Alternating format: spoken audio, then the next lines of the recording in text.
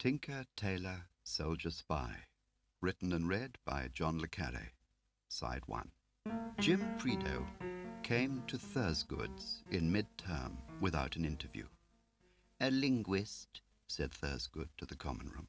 "A temporary measure. I think he'll do us very well till July."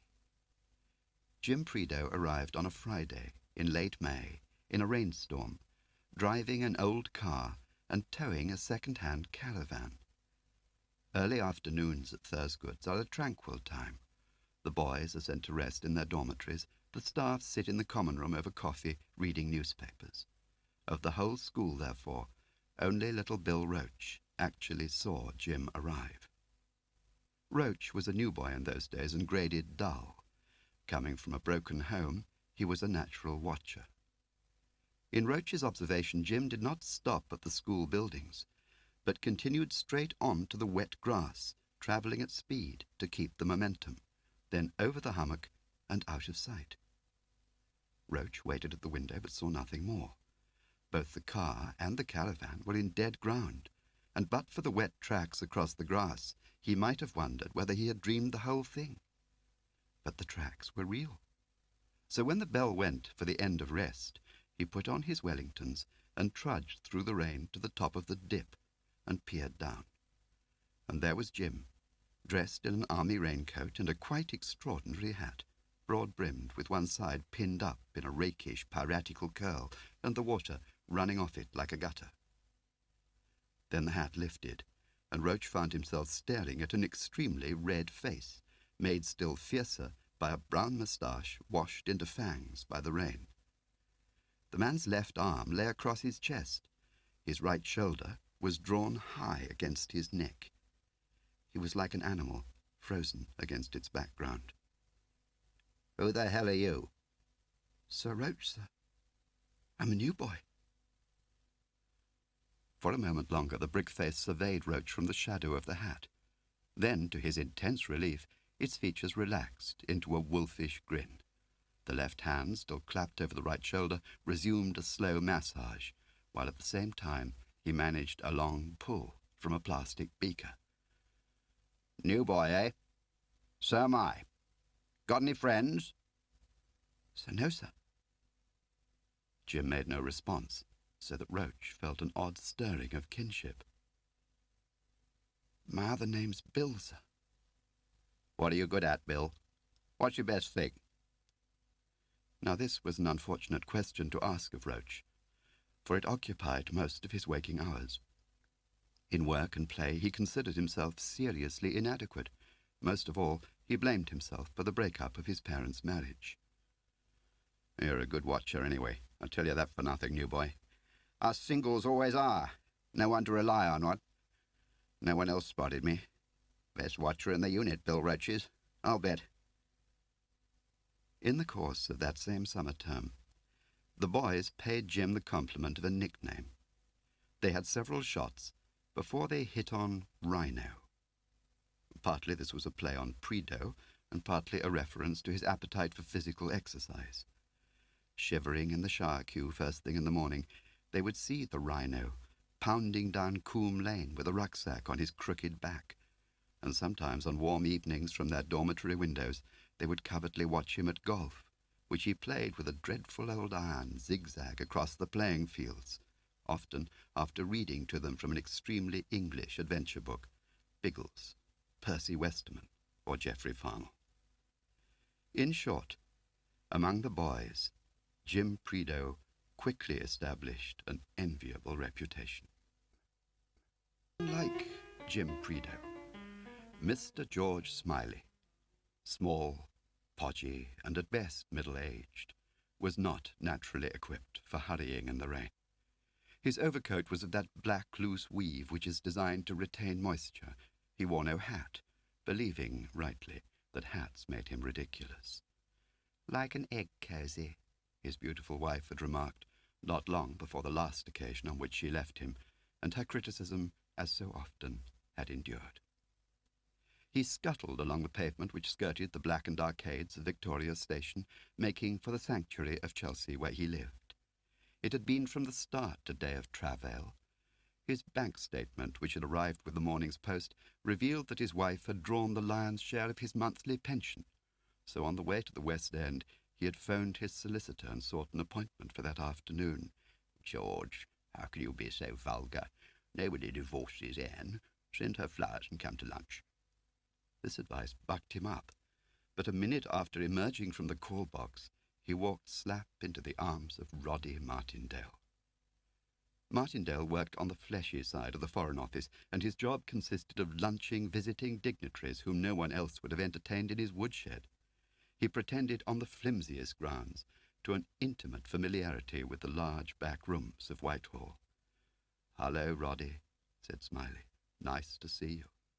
"Oh, my dear boy, if it isn't the maestro himself. Are you well? How's the delicious Anne?" Martindale's restless gaze flicked up and down the street. "I say, you're not back on the beat, are you?" Fool that he was, Smiley bought his escape by agreeing to dine that same evening at a club in Manchester Square to which they both belonged, but which Smiley avoided like the pest, not least because Roddy Martindale was a member.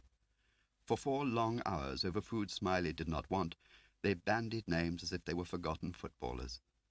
Finally, with lugubrious inevitability, Martindale came to more recent things, the change of power at the circus, and Smiley's withdrawal from the service.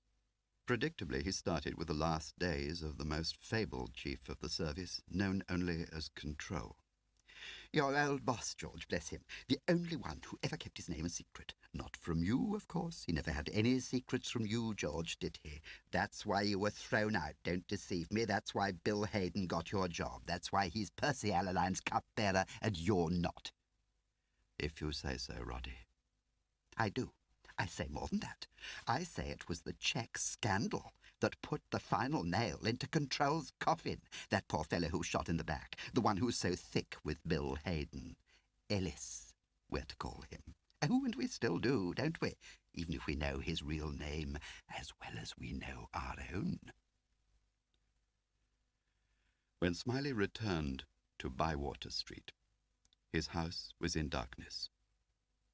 He climbed the 6 steps to the front door. Since Anne's departure, his cleaning woman had also left. No one but Anne had a key. There were 2 locks, and 2 splinters of his own manufacture, splits of oak each the size of a thumbnail, wedged into the lintel. With the tips of his fingers he discovered each in turn. The routine over, he unlocked the door, pushed it open, and felt the midday mail slithering over the carpet. Putting on the hall light, his gaze fell upon an unfamiliar umbrella in the stand, a silk one, with a stitched leather handle and a gold ring with no initial, and it passed through his mind with a speed which has no place in time, that since the owner had known about the wedges, and had known how to put them back once he was inside the house, then most likely he knew Smiley too. The drawing-room door was ajar. Softly he pushed it further open. "Peter," he said. And through the gap he saw by the light of the street 2 elegant suede shoes, lazily folded, protruding from one end of the sofa. "I'd leave that coat on if I were you, George, old boy," said a voice. "Got a long way to go." 5 minutes later, dressed in a vast brown travelling coat, George Smiley was sitting crossly in the passenger seat of youthful Peter Gwillim's extremely draughty sports car. Their destination was the Ascot residence of Mr. Oliver Lacon of the Cabinet Office, a senior adviser to various mixed committees and a watchdog of intelligence affairs, or, as Gwillim had it less reverentially, Whitehall's head prefect. "I'm surprised they didn't throw you out with the rest of us, Peter," said Smiley, "who had all the qualifications, good at your work, loyal, discreet. They put me in charge of scalp hunters." "Oh, my lord, you poor boy." The scalp hunters' official name was Travel. They were a small outfit, about a dozen men, and they were there to handle the hit-and-run jobs that were too dirty or too risky for resident agents abroad. "Lateralism's the in doctrine now," said Gwillim. "We go sideways instead of straight. Everything operational's under one hat. It's called London Station. Bill Hayden's Commander London Station. Roy Bland's his number 2. Toby Esterhazy runs between 'em like a poodle." "Sounds a very good idea," said Smiley. "By the way, what's the news of Ellis?" In quarantine. Ah, of course. I didn't mean to pry. But did he recover? He can walk. Backs can be terribly tricky, I understand. Word says he manages pretty well. Oliver Lacon was a string bean of a man, graceless and boyish. He greeted them in the great hall of his Ascot residence, a room with stained-glass windows 20 feet high. From far off, they heard the jangle of footsteps on a ceramic floor. The doors opened, and a tall figure stepped into the room before the doors were closed again by unseen hands. "Lock us in, please," called Lacon, as they heard the snap of the key. "You know Smiley, don't you?" "Yes, I think I do," said the figure, as he began the long walk towards them out of the far gloom. "I think he once gave me a job, didn't you, Mr. Smiley? Tar, sir. Ricky Tar, the Australian bastard boy from Penang. It's a real nice thing to see you, sir," he added, with unlikely affection. Relinquishing Smiley's hand, he swung away in the direction of his appointed chair, settled his easy body into it, and began. "It happened around 6 months ago." "April," said Gwilym. "Just keep it precise, shall we, all the way along?" "April, then. Things were pretty quiet in Brixton when out of the blue came a flash requisition from Hong Kong Residency. They had a low-grade Soviet trade delegation in town. One of the delegates was stepping wide in the nightclubs, name of Boris. Mr. Gwilym has the details. Maybe we just buy him for stock. Right, Mr. Gwilym?" Stock meant sailor exchange with another intelligence service, a commerce in small-time defectors handled by the scalp hunters. So Tar flew the next night, the 31st, with an Australian passport describing him as an Adelaide car salesman, and 2 Virgin Escape Swiss passports hidden in the lining of his suitcase. These were contingency documents to be filled in as circumstance demanded, one for Boris and one for himself. But the operation proved a non-starter. A couple of nights on the trail convinced Tar that Boris was a coat trailer, a Soviet provocation agent hoping to infiltrate a foreign network in the guise of a defector. Tar cabled Gwilym no sail and booked a flight home. However, he thought that before he left, just to pay his fare, he might as well burgle Boris's hotel room.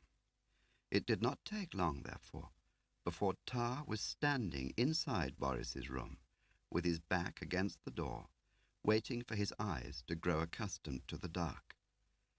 He was still standing there when a woman spoke to him in Russian, drowsily from the bed. It was Boris's wife. She was crying. Look, I'll call her Irina, right? Tar went straight into his act. He owned a nightclub on Kowloon side, he said. Boris owed him money, and he was damn well going to sit here till Boris showed up. Then he waited to see what she did. And that, said Tar, was how it all began. There was nothing exotic about Irina's presence in Hong Kong, he explained. She was a member of the delegation in her own right, a trained textile buyer. She was a plain kid, but she had one hell of a pretty smile when she stopped crying. Tar coloured quaintly. When Mr. Thomas, the nightclub owner from Kowloon side, came into her life, she was at the end of the line from worrying about what to do about the demon Boris. She'd no chums on the delegation. She'd no one she trusted, even back in Moscow, she said. So why couldn't she be like normal people? There was gold in her, Mr. Smiley. I could scent it from the start. First thing next morning, I cancelled my flight and changed my hotel. Smiley opened his eyes wide. What did you tell London? Nothing. Why not? Gwilym snapped in. Because he's a fool. The circus housekeepers posted him absent without leave when he didn't appear. 2 days later, even Bill Hayden was beating his war drums. However that was, Tar and Irina met next evening, and the next, and the next. On the 4th evening, he drove her into the hills overlooking North Shore, and Irina told Tar that she had fallen in love with him, and that she was employed by Moscow Centre, she and her husband both, and that she knew Tar was in the trade too. She could tell by his alertness and the way he listened with his eyes. She'd decided I was an English colonel of intelligence. She was crying one minute and laughing the next, and in my opinion she was 3/4 of the way to being a basket case. She had this dream that one day she'd talk to Percy Allaline himself and tell him her great secret. She just completely let go. She told me her whole life story from birth to Mr. Wonderful Thomas of British Intelligence. That's me. She told me her real name, her work name, her covers. Then she hauled out her handbag and started showing me her conjuring set. Recessed fountain pen, signal plan folded up inside concealed camera. Wait till Percy Alaline sees that, I tell her, playing her along like. But all the while, I know she's got more to give. I saw her the next day and the day after. I reckon that if she wasn't already schizoid, she was going to be that way very soon. 1 minute talking about Percy Alaline giving her a top job in the circus, next minute saying she won't spy for anybody ever again and we're in mortal danger, bigger than I could possibly know. But when I pressed her, she clammed up.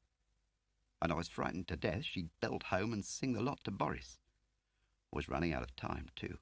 It was Wednesday already, and the delegation was due to fly home to Moscow Friday. As I saw it, Irina wanted to defect, and the sooner she jumped, the better for everybody, so I took the plunge and applied to London for full defector treatment for her on emergency procedure. Smiley turned to Tar. She spoke of a great secret, you said? Yes, sir. Did you give any hint of this in your cable to London? I told London the same as she told me. Claims to have further information crucial to the well-being of the circus, but not yet disclosed. I hung around all day for an answer, but by evening it still hadn't come. So I cabled a flash follow-up. Finally, the answer did come. It wasn't an answer at all. It was a stall. Tell us what sections she worked in, names of former contacts and acquaintances inside Moscow Centre, name of her present boss, date of intake into centre.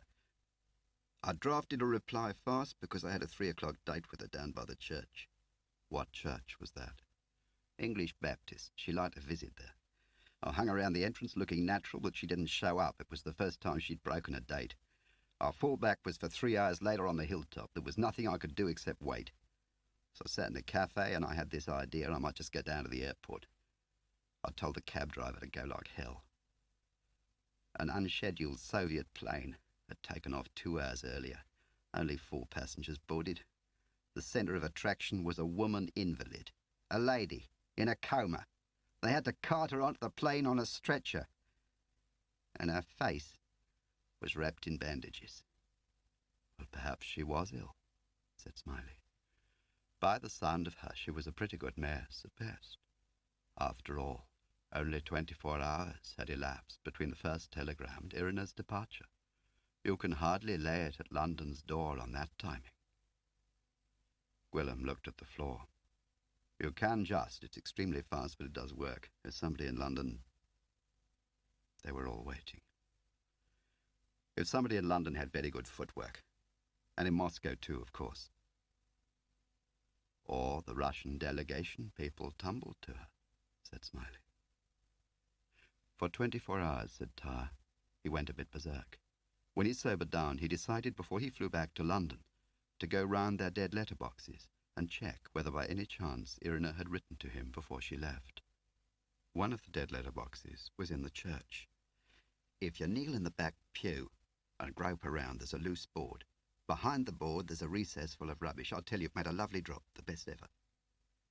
There was a short pause, illuminated by the vision of Ricky Tar and his Moscow Centre mistress kneeling side by side in the rear pew of a Baptist church in Hong Kong. In this dead letterbox, said Tar, he found not a letter, but a whole damn diary. It was fast, urgent writing with no erasures. This isn't it, mind. This is only my copy.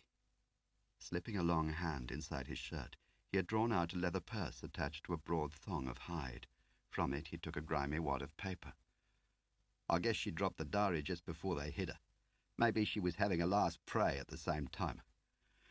I made the translation myself. All set? Right then, I'll begin. Thomas, listen, I am talking to you. This diary is my gift for you in case they take me away before I speak to Percy Alaline. Tar offered an aside. It's marked Monday. She wrote the diary over the 4 days. For 2 years before I was attached to the Trade Ministry, I worked as a supervisor in the filing department at Moscow Centre. We were encouraged to be suspicious of one another. Under me was a clerk named Ivlov. and the oppressive atmosphere brought out a mutuality in our temperaments. Eventually, we agreed to defy regulations and meet outside the building. The second occasion, with Ivloff, involved what in a report we would call an incriminating act.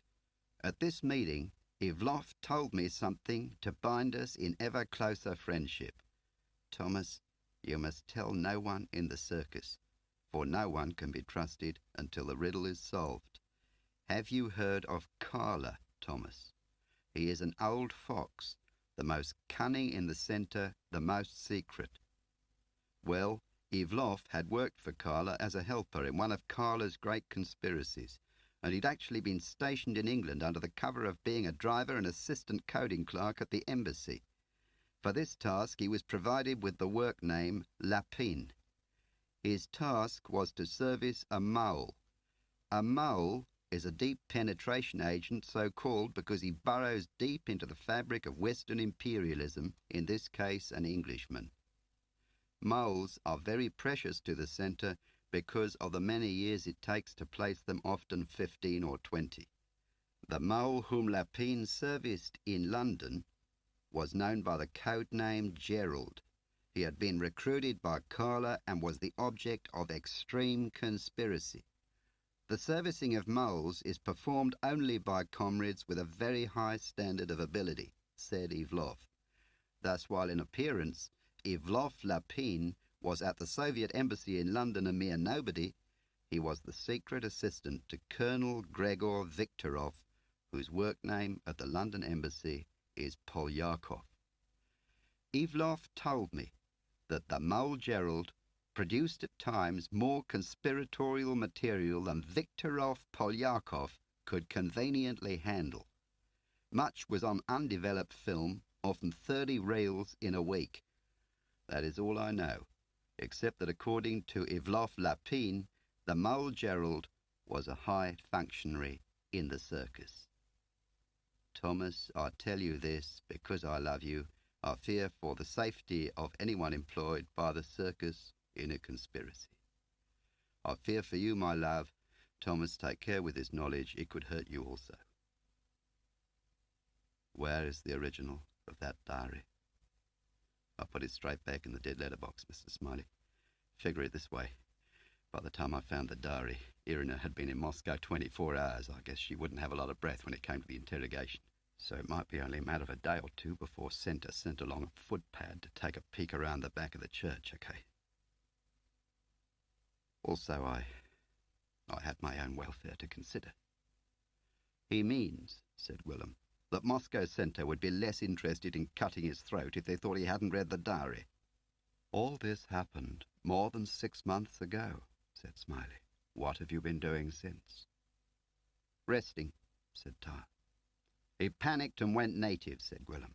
He bolted to Kuala Lumpur, then lay up in one of the hill villages. That's his story. He has a daughter there called Danny. Smiley turned to Gwilym. At the circus, he's still posted as a defector? Presumed. What passport's he been using? Tar had the answer ready. I had them run me up a British passport, name of Poole in Kuala Lumpur. He handed it to Smiley. It's not bad for the money, Mr. Smiley. Why didn't you use one of your Swiss escapes? They were numbered, Mr. Smiley. They may have been blank, but they were numbered. If London had the numbers, maybe Moscow did too. Why did you come to Mr. Gwilym? Said Smiley, still deep in Poole's passport. It had a used, well-thumbed look, neither too full nor too empty. Didn't it cross your mind he might just turn you straight over to Alaline? Sure, but I don't figure Mr. Gwilym's any fonder of the new arrangement than you are, Mr. Smiley. And how did you get in touch with Mr. Gwilym? Gwilym answered for him. He knew where I garaged my car. He left a note on it saying he wanted to buy it and signed it with his work name, Trench. He suggested a place to meet. As soon as I'd heard his story, I rang Lakin from a call box and asked for an interview. Smiley had closed the passport and was examining the binding by the light of a tattered reading lamp at his side. This is really very good. I'd say it was a professional product. I can't find a blemish. Tar took it back. Don't worry, Mr. Smiley. It's not made in Moscow." By the time Tar reached the door, his smile had returned. "You know something?" he said, addressing all three of them down the aisle of the long room. "If Irina is right, you boys are going to need a whole new organization. And when that happens, we could all be in on the ground floor." In the grounds of Oliver Laken's residence, a footpath wandered between some beech trees, and here Smiley and Laken wandered also. "When you came to me a year ago with a similar suggestion," said Laken, "I'm afraid I threw you out. I suppose I should apologize." There was a suitable silence while he pondered his dereliction. "It rather crossed my mind that Control had put you up to it, you see, as a way of hanging on to power and keeping Percy Alaline out." "Oh, no. I assure you Control knew nothing about it at all." "I realize that now." Smiley sat on a rusted swing seat, huddled tightly in his coat, and Laken perched beside him. For a while they rocked together to the rhythm of the groaning springs. "I'm seeing the minister at 11. I have to put him in the picture. Your parliamentary cousin. Anne's cousin, actually. And Bill Hayden is also Anne's cousin, our distinguished head of London Station." They had played this game before. By a different route, yes, Bill is also her cousin. She comes from an old family with a strong political tradition. Laken had jerked to his feet, and they were walking again. Smiley caught the name Ellis floating backward to him on the leafy morning air. "After all, we both held perfectly honourable positions. You felt that Ellis had been betrayed, and you wanted a witch hunt. My minister and I felt there had been gross incompetence on the part of Control, a view which, to put it mildly, the Foreign Office shared, and we wanted a new broom. And a new broom sweeps cleaner.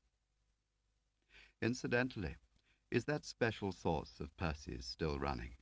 The witchcraft material, or whatever it's called these days?" Laken was not at all pleased. "I didn't know you were on the list. Since you ask, yes. Source Merlin's our mainstay, and witchcraft is still the name of his product. The circus hasn't turned in such good material for years, since I can remember, in fact. And still subject to all that special handling." "Certainly, and now that this has happened, I've no doubt we shall take even more rigorous precautions." "I wouldn't do that if I were you. Gerald might smell a rat." "That's the point, isn't it? We can't move. We can't investigate because all the instruments of inquiry are in the circus's hands, perhaps in the mole Gerald's, and we daren't run the risk of alarming the mole. It's the oldest question of all, George. Who can spy on the spies?" In a fit of energy, Smiley had broken away and was pounding ahead of Laken down the path that led towards the paddock. Laken called after him, as if the question were mere formality. "So I can tell the minister you'll do it, can I? You'll take the job, clean the stables, all that?" Smiley had pushed open the paddock gate and slammed it behind him. They were facing each other over its rickety frame. "Why do I say Ellis? Why do I talk about the Ellis affair when the poor man's name was Prideaux?" "Ellis was his work name." "Of course. And Prideaux was Hayden's friend, not yours. There's no emotional or other reason which might debar you from the assignment." Alone, Smiley stood at the further end of the paddock, under the dripping trees, trying to make sense of his emotions. Ever since his retirement he had schooled himself to admit that in those last wretched months of Control's career, when disasters followed one another with heady speed, he had been guilty of seeing things out of proportion. And if the old professional Adam in him had rebelled and said now and then, "You know, Jim Prideaux was betrayed, and what more eloquent testimony is there than 2 bullets in the back?" Well, he had replied, "Suppose I do, and again, suppose I don't. What am I to do about it from the shades of my retirement?" And now at the very moment when he was beginning to believe his own dogma, what happens but the assembled ghosts of the past barge into his cell and cheerfully inform him as they drag him back that everything which he had been calling vanity is truth. Climbing the 4 steps to the circus on that wet Monday afternoon, Peter Gwilym passed his recent life in review and decided that today was the beginning of the road back. He had made a good start that morning, which he had spent alone in his extremely dingy room in Brixton, photographing circus documents according to Smiley's precise instructions. Now he was entering the ogre's castle, the circus itself, and his mind was bright with the prospect of felony. When Allaline's crowd took over the circus, and Gwilym had been shoved out to grass in Brixton, he had supposed it was because he had the wrong connections, among them Smiley. He had heard vaguely that a big operation had aborted in Czechoslovakia, and that Jim Prideaux, head of the scalp hunters, the oldest Czecho hand, and Bill Hayden's lifelong stringer, had been shot up and put in the bag. Hence he assumed the loud silence and the glum faces. Eventually, by sauntering in and out of other people's offices, he had begun to realize what everyone else had realized some weeks before. The circus wasn't just silent, it was frozen. Nothing was coming in, nothing was going out. Then one evening Smiley peered round Gwilym's door and suggested a drink. In the pub in Wardour Street, he said, "I've been sacked," and that was all.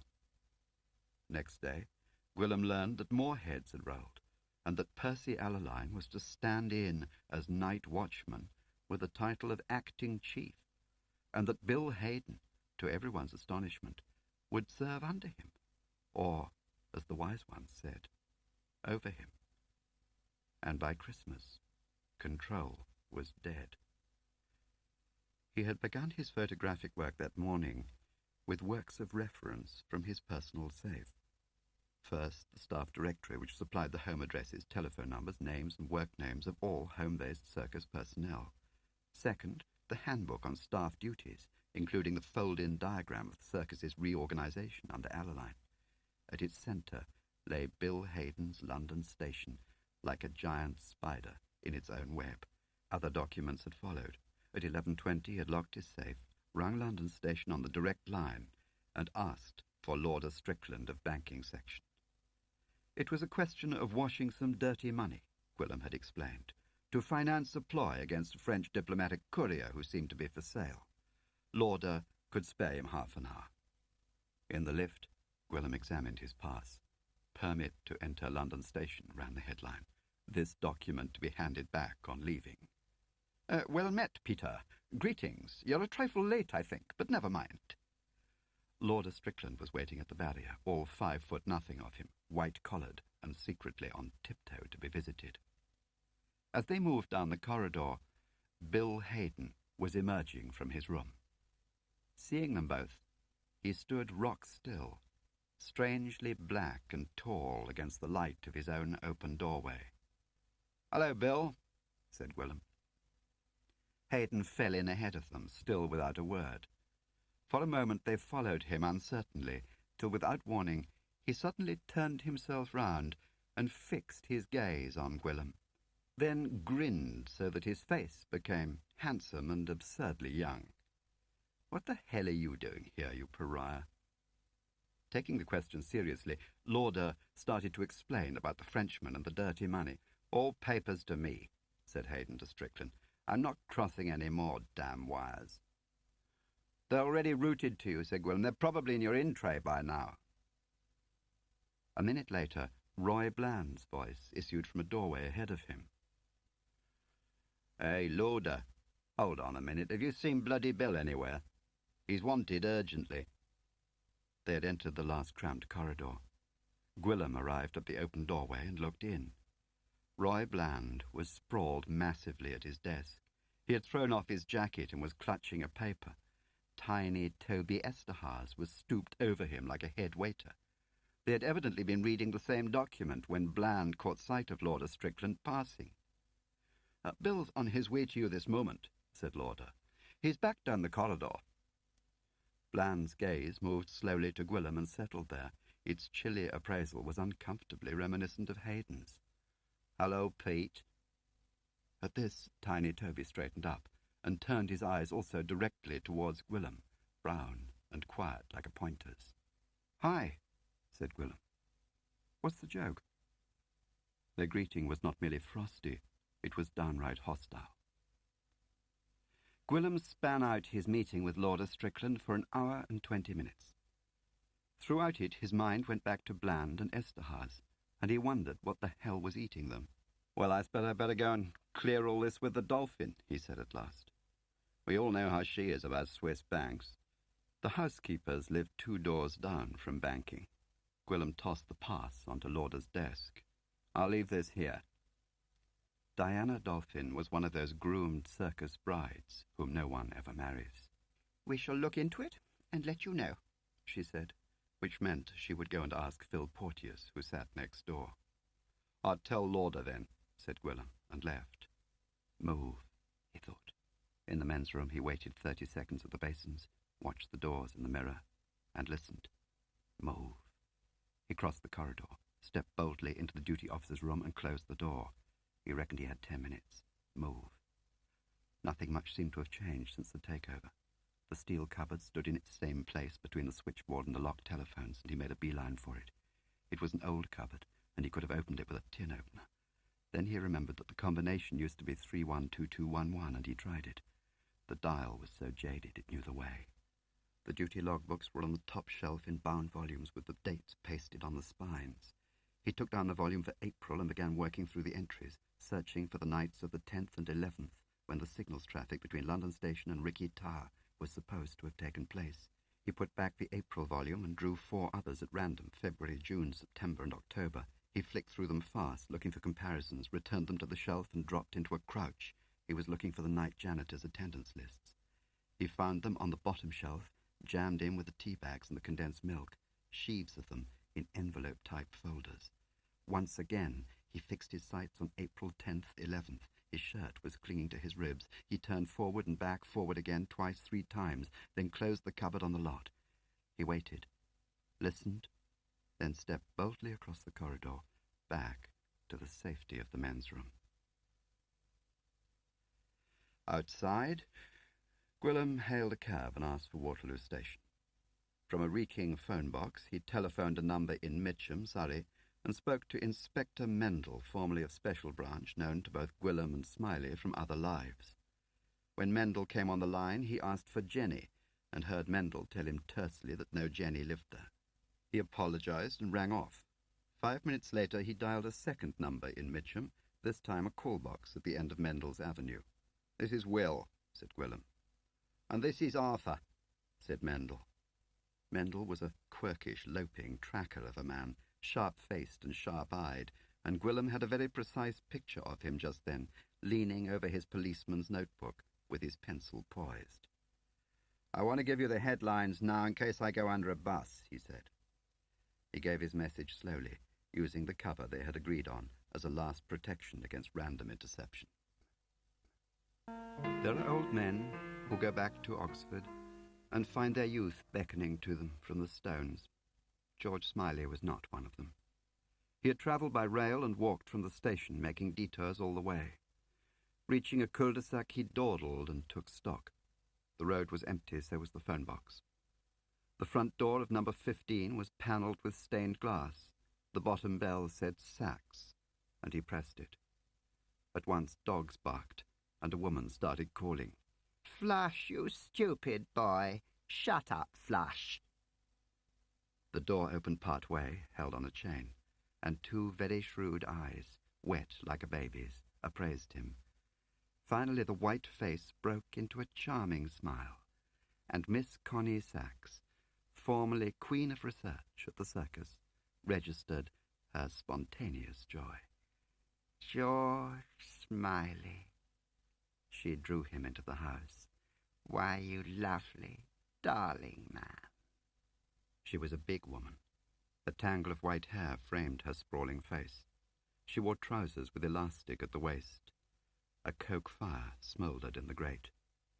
Cats lay before it, and a mangy grey spaniel, too fat to move, lounged on the divan. On a trolley were the tins she ate from, and the bottles she drank from.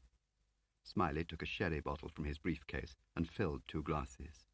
Side by side they drank, while Connie's tears ran down onto his hands. "Polyakov," he said. "Alexei Alexandrovich Polyakov, Connie. Cultural attaché, Soviet Embassy, London. He's come alive again, just as you predicted, Connie." She began her story like a fairy tale. "Once upon a time, there was a defector called Stanley, way back in '63. Her memory was as compendious as her body, and surely she loved it more, for she put everything aside to listen to it, her drink, her cigarette, even for a while Smiley's passive hand. Now Connie had felt able to go to town, she said. Knowing what signs to look for, she had tracked back through Carla's file. From a host of suspects, she reckoned she had 3 new identifiable Carla trainees.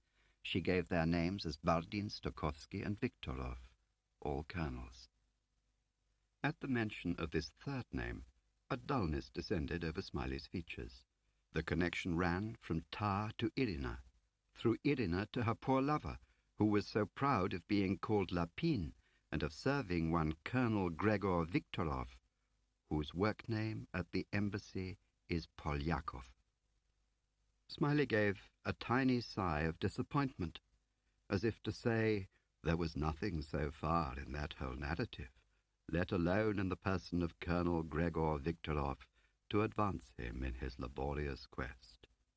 He suggested they pass directly to the wholly unrelated phenomenon of Polyakov, Alexei Alexandrovich, of the Soviet Embassy in London, Connie, better known to you as Dear Alex, and establish just where he fitted into Carla's scheme of things, and why it was that Connie Sachs, queen of circus research, had been forbidden to research him further. "Oh, Alex was so good," said Connie Sachs. 7 long years he'd been here before we even had an inkling, George. 7 years. She quoted his original visa application, those 9 years ago. Polyakov Alexei Alexandrovich, graduate of Leningrad State University, cultural attaché, with second secretary rank, married but not accompanied by wife. At first, Toby Esterhaz agreed to put Alex on the A list and have his Acton lamplighters cover him for random days, 12 out of every 30. Each time they followed him, he was as pure as the driven snow. Connie fought for continued coverage, but Polyakov was transferred to the B list, to be topped up every 6 months, or as resources allowed. The 6-monthly top-up produced nothing at all, and after 3 years he was graded snow white. There was nothing Connie could do. Then one gorgeous day, the lovely Teddy Hankey, bless him, our head watcher, telephoned me, rather breathlessly, to say Alex Polyakov had blown his cover. It was Remembrance Day, and Teddy was on his way home when the Soviet ambassador drove past. In a second car was Polyakov, wearing more medals than a Christmas tree. Teddy shot down to Whitehall with his camera and photographed them across the street. We blew up the photographs, and there they were. 2 gallantry and 4 campaign. Alex Polyakov was a war veteran, and he'd never told a soul in 7 years. Oh, I was excited. "Toby," I said. I rang him straight away. "You listen to me for a moment, you Hungarian poison dwarf. I want you to turn Alex Alexandrovich inside out for me. No ifs or buts. Connie's little hunch has come home trumps." And what did Toby say? Connie was suddenly very lonely. Oh, tiny Toby gave me his dead fish voice and said Percy Alaline was now head of operations. You know the rest. Percy said, "So what? Polyakov used to be in the Russian army. It was a biggish army, and not everybody who fought in it was Carla's agent." I said, "For God's sake, do something, Percy. It's a pound to a rouble. Alex Polyakov is running an English mole." Percy says, all lofty, "You're to leave Polyakov alone. You're to put him out of your silly woman's mind, you understand? Follows it up with a rude letter. Connie's eyes closed and she yawned. Hey-ho. Halcyon days. Did I start the landslide, George? Smiley caught a stopping train to Slough, where Inspector Mendel was waiting for him with a hired car. As they drove slowly towards the orange glow of the city, Smiley listened to the sum of Peter Gwillim's researches. The duty officer's ledger contained no record of the nights of the 10th and 11th of April, when Jim Prideaux, alias Ellis, was shot, said Mendel. The 2 pages had been excised with a razor blade. The janitor's returns for the same night were also missing, as were the signal's returns. Pete thinks it was done recently. There's a note scribbled on the next page saying all inquiries to head of London station. It's in Toby Esterhazy's handwriting and dated Friday. Last Friday, said Smiley, turning so fast that his seatbelt let out a whine of complaint. That's the day Tar arrived in England. Close to Paddington Station, Smiley got out, and Mendel handed the case to him through the doorway. I may have found the school, said Mendel. Place called Thursgoods near Taunton. Got a caravan which sounds like him. Want me to check? The Hotel Islay in Sussex Gardens, where on the day after his visit to Ascot, George Smiley, under the name of Badderclough, had set up his operational headquarters, was a very quiet place considering its position, and perfectly suited to his needs. 100 yards south of Paddington Station, one of a terrace of elderly mansions, it was a place of extraordinary calm. This impression was strengthened by Mrs. Pope Graham, the proprietor, a major's widow, with a terribly languorous manner. You will love it for me, won't you, darling?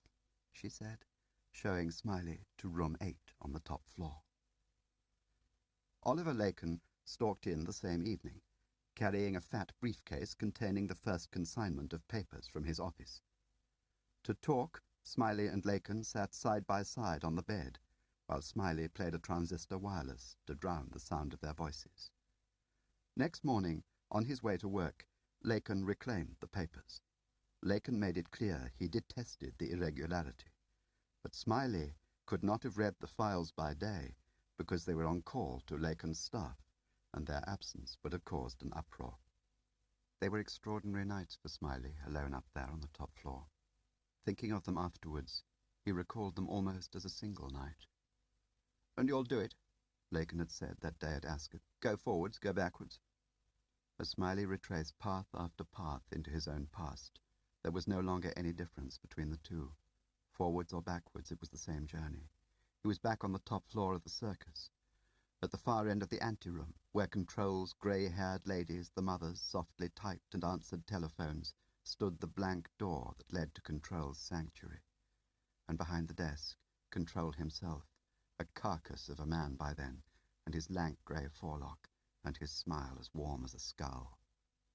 This mental transposition was so complete in Smiley that when his phone rang he had to give himself time to remember where he was.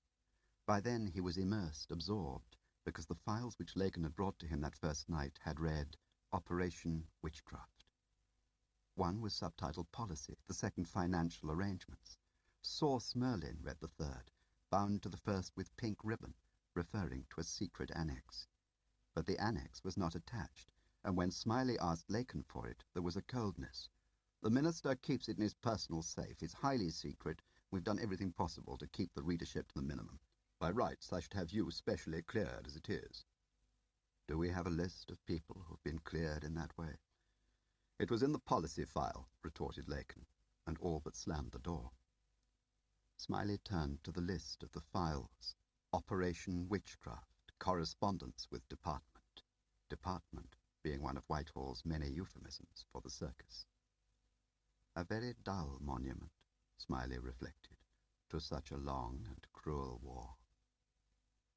Alaline had been recruited by a figure of no account called Marston, who, having peddled his name furiously, fell from grace.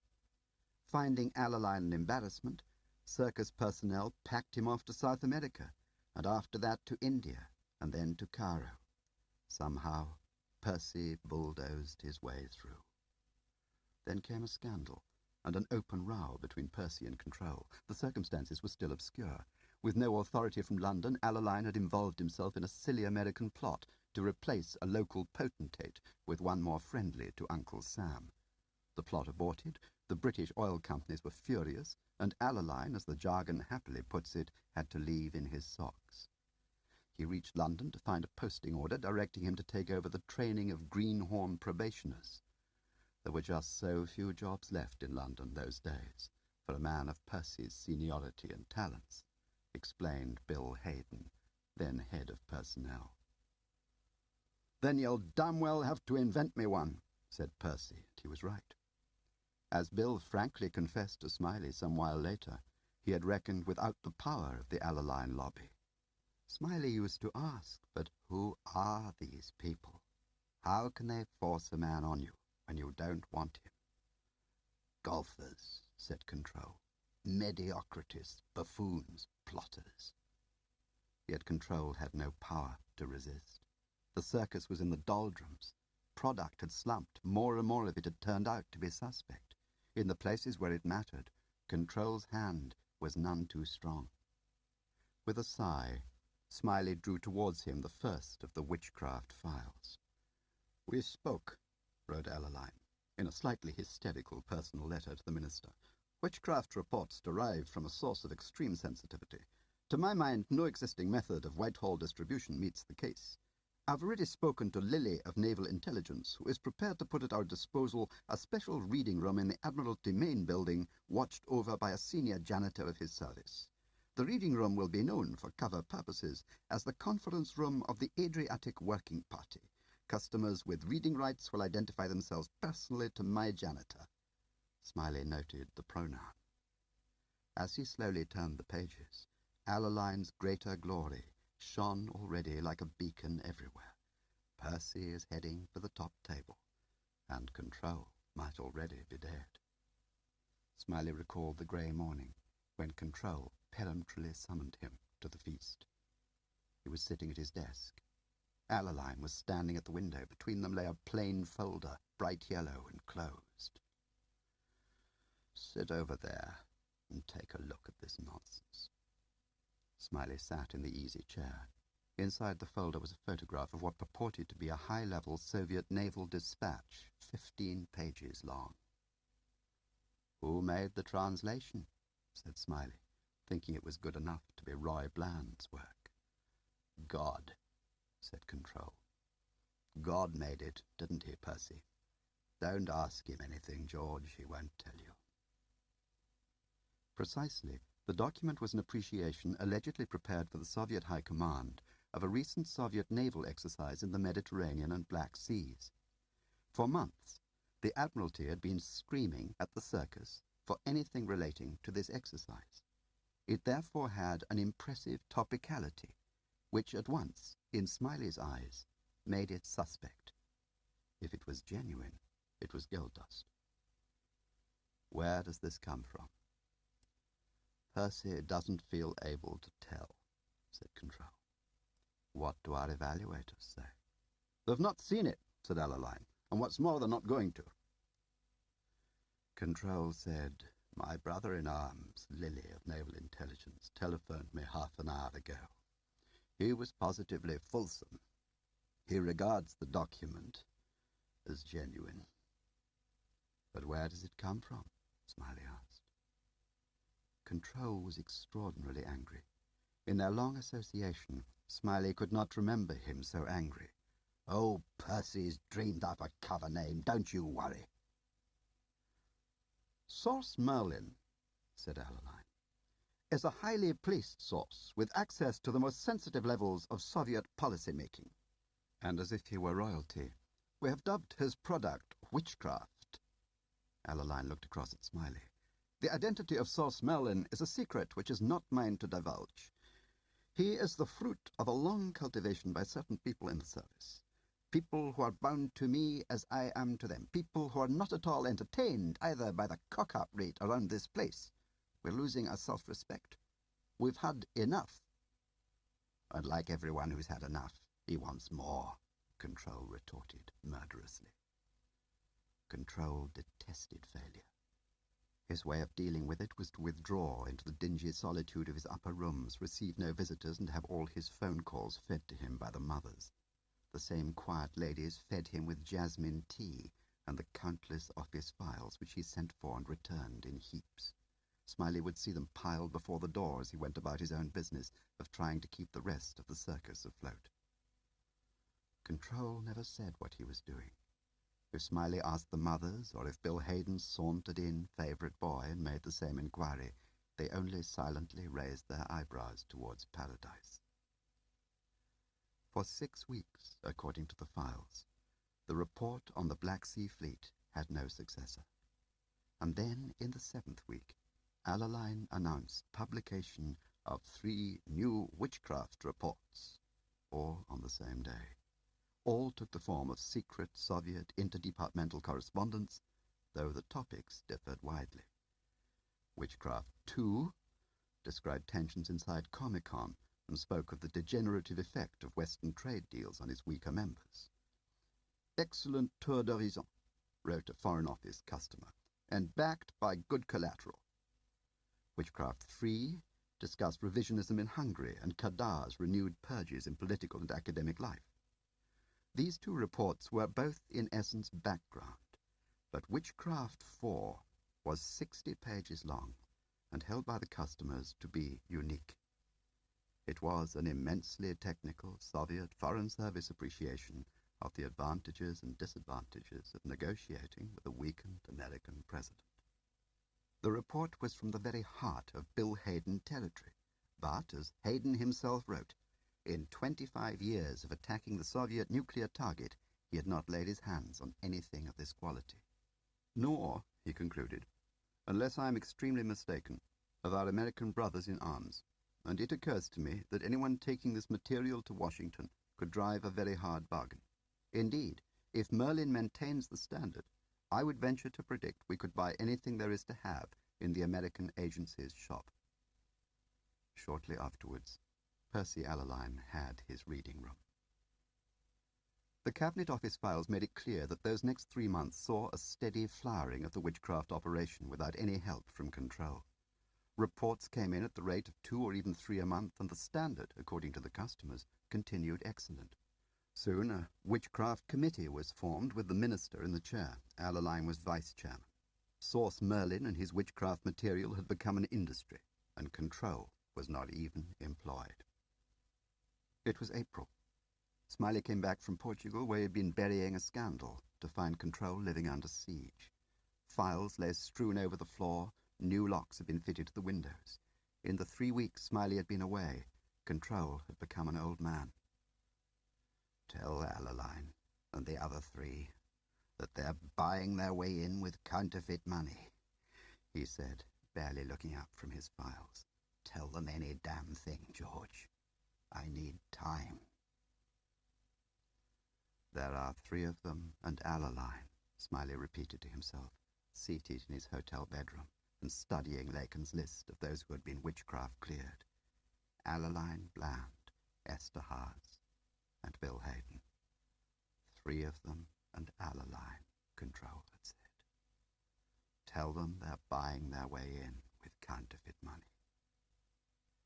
And if the banks accept the money, if the experts pronounce it genuine, and the Cabinet Office files are full of plaudits for the brave new men of Cambridge Circus who have finally broken the jinx. Smiley had tried to get to the bottom of it at the time. He had chosen Esterhazy first. Toby Esterhazy owed Smiley his career.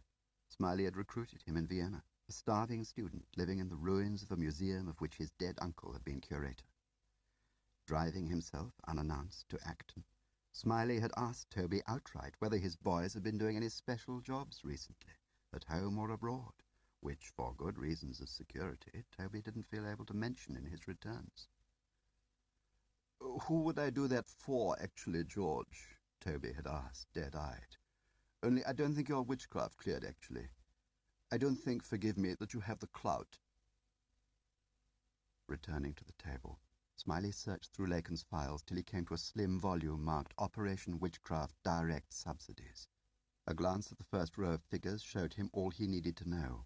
Already by May of that year, when that interview at Acton took place, Toby Esterhazy had personally made no fewer than 8 trips on the witchcraft budget. Between May and November, when control faded from the scene, he made a further 19. On several such journeys, he was accompanied by Roy Bland. Smiley's feelings towards Bland were ambivalent. A don at Southampton University had spotted him. Smiley had recruited him as a field agent directed against the Communist Party. Like Smiley, Bland had had no real childhood. His father was a docker, a passionate trade unionist, a party member. His mother had died when he was a boy. After recruitment, Bland toiled in the Marx Memorial Library, mouthing the dogma, posing as a far-left intellectual. 3 years to the day after his recruitment, he won a year's appointment as assistant lecturer in economics at the University of Poznan. He was launched. For the next 8 years, he lived the nomadic, anguished life of a pseudo-left-wing intellectual. Finally, he was brought into the circus to manage, mainly from a desk, the anti-communist networks he had recruited in the field. Smiley met him at a pub in St. John's Wood. Unlike Toby Esterhazy, Bland did not even bother to explain. "Stay away, George. You're past your sell-by date. New times, new methods, new men." "Sauce Merlin," wrote Alaline, in a minute dated soon after Control's departure, "is in every sense a committee operation. I cannot honestly say which of my 3 assistants deserves most praise. The energy of Roy Bland has been an inspiration to us all." He was replying to the minister's suggestion that those responsible for witchcraft should be honoured in the New Year's list, while Haydn's operational ingenuity is at times little short of Merlin's own, he added. The medals went to all 3. Alaline's appointment as chief was confirmed, and with it his beloved knighthood. Which left me Bill Haydn, thought Smiley, as he stood once more at his hotel window, peering down like a prisoner at Mrs. Pope Graham's sand patch. He felt the blood rise, and his sense of moderation begin its dangerous slide. Until Anne Smiley's affair with Bill Haydn, Smiley thought he knew Bill pretty well, both his brilliance and its limitations. Bill was of the pre-war set that seemed to have vanished for good.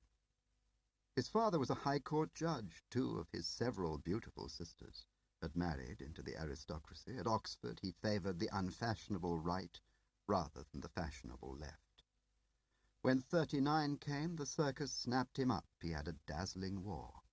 He was ubiquitous and charming. But it was the other side of Haydn's nature, which as a colleague Smiley had found easier to respect. The slow-burning skills of the natural agent runner, his rare sense of balance in the playing back of double agents, and the mounting of deception operations, his art of fostering affection, even love, though it ran against the grain of other loyalties. As witness, thank you, my wife. Smiley continued to gaze out of the dormer windows onto a deserted Sussex gardens. Facts. Stick to the facts. What are the facts? Facts were that one balmy pre-witchcraft summer evening I returned unexpectedly from Berlin to find Bill Haydn stretched on the drawing-room floor of my house in Bywater Street, and my wife, Anne, playing Liszt on the gramophone. There was no scene. Everyone behaved with painful naturalness. According to Bill, he had dropped by on his way from the airport, having just flown in from Washington. Next morning, without even wishing to, Smiley established that Bill had been in London 2 days, not 1. So what happened? Did she break off the affair? Did Haydn? Why did she never speak of it? Smiley gave up. Like the Cheshire Cat, the face of Bill Haydn seemed to recede as soon as he advanced upon it, leaving only the smile behind. Returning with a sigh to the unlovable, rickety card table which in Mrs. Pope Graham's world masqueraded as a desk, Smiley resumed his reading of Merlin's progress since his own enforced retirement from the circus. The new regime of Percy Alaline, he at once noticed, had immediately produced several favourable changes in Merlin's lifestyle. It was like a maturing, a settling down. The flow of intelligence became more regular. Suddenly, he sat up with a jolt. "We spoke," wrote Alaline to the minister, in a minute dated February 27th this year. "You agreed to submit a supplementary estimate to the Treasury for a London house to be carried on the witchcraft budget." He read it once, then again more slowly. The Treasury had mentioned £60,000 for the freehold, and another 10 for furniture and fittings. To cut costs, it wanted its own lawyers to handle the conveyance, but Alaline refused to reveal the address, or indeed the justification for this remarkable and costly adjunct to an operation that was supposedly taking place abroad. The house was paid for in late March. Occupancy followed immediately. At this point, an improbable figure flitted across the stage. One J.P. Ribble, a new recruit to Whitehall's growing band of witchcraft evaluators. J.P. Ribble was puzzled. JPR to the Adriatic Working Party. May I respectfully draw your attention to an apparent discrepancy concerning dates. Witchcraft number 104, Soviet-French discussions on joint aircraft production, is dated April the 21st. According to your covering minute, Merlin had this information directly from General Markov on the day after the negotiating parties agreed to a secret exchange of notes.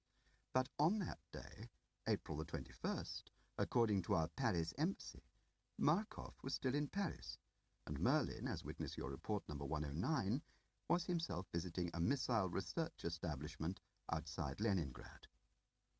The minute cited no fewer than 4 similar discrepancies. J.P. Ribble was told in as many words to mind his own business. But Alaline minuted the minister. "Extremely secret and personal.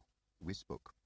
Merlin, as you have known for some time, is not one source but several, and the sheer volume of material makes it increasingly difficult to continue disguising this fact.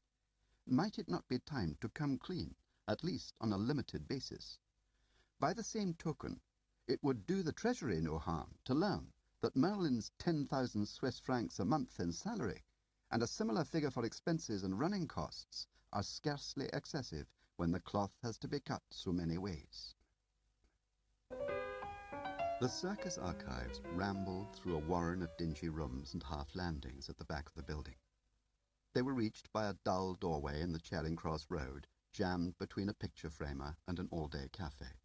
To enter, you pressed a bell and waited for Aylwin. Gwillem consigned his brown canvas grip into Aylwin's waiting hands, and climbing the 4 steps, he pushed open the swing doors to the reading room. The place was like a makeshift lecture hall, a dozen desks all facing the same way, a raised area where the archivist sat. Seeing Gwillem standing at her desk, the archivist smiled. She was Sal, a plump, sporting girl who ran a youth club in Chiswick and was a judo black belt.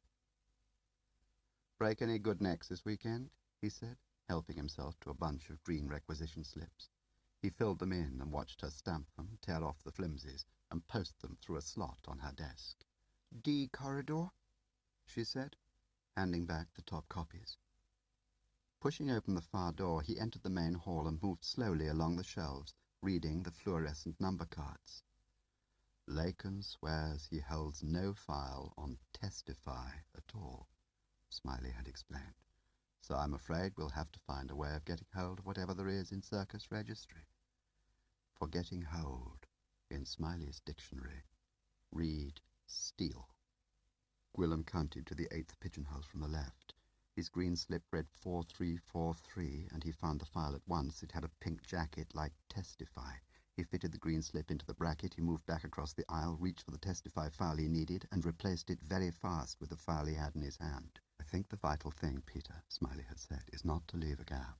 So what I suggest is you requisition a comparable file, physically comparable, I mean, and pop it into the gap." "I get you," Gwillem had replied.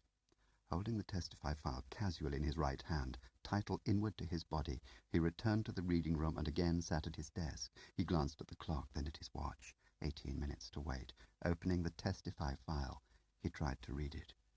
Odd to be pinching files about one's predecessor. Odd to have Jim Prideaux as a predecessor, come to think of it. 8 minutes. Now, if you could contrive, Smiley had said, I mean, if it wouldn't be too much bother, to take your car in for a service at your local garage, using your home phone to make the appointment, of course, in the hope that Toby is listening. The files seemed to be Foreign Office telegrams, check press cuttings, monitoring reports on Prague radio. Putting a pencil between his teeth, Gwilym picked up the Testify file, wandered to the chart chest close by the door, selected a telephone directory of Warsaw, and began writing names on a sheet of paper. When Aylwin came through the door, he didn't even look up. "Telephone, sir." Gwilym was deep in the directory. "Who is it?" "Outside line, sir. The garage, I think, regarding your car." Gwilym was holding the Testify file in both hands, apparently cross-referring with the directory. He had his back to Sal, and he could feel his knees shaking.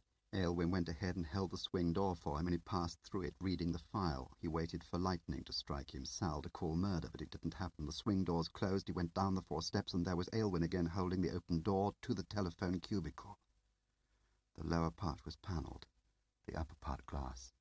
Lifting the receiver, he laid the file at his feet and heard Mendel tell him he needed a new gearbox. The job would cost anything up to 100 quid.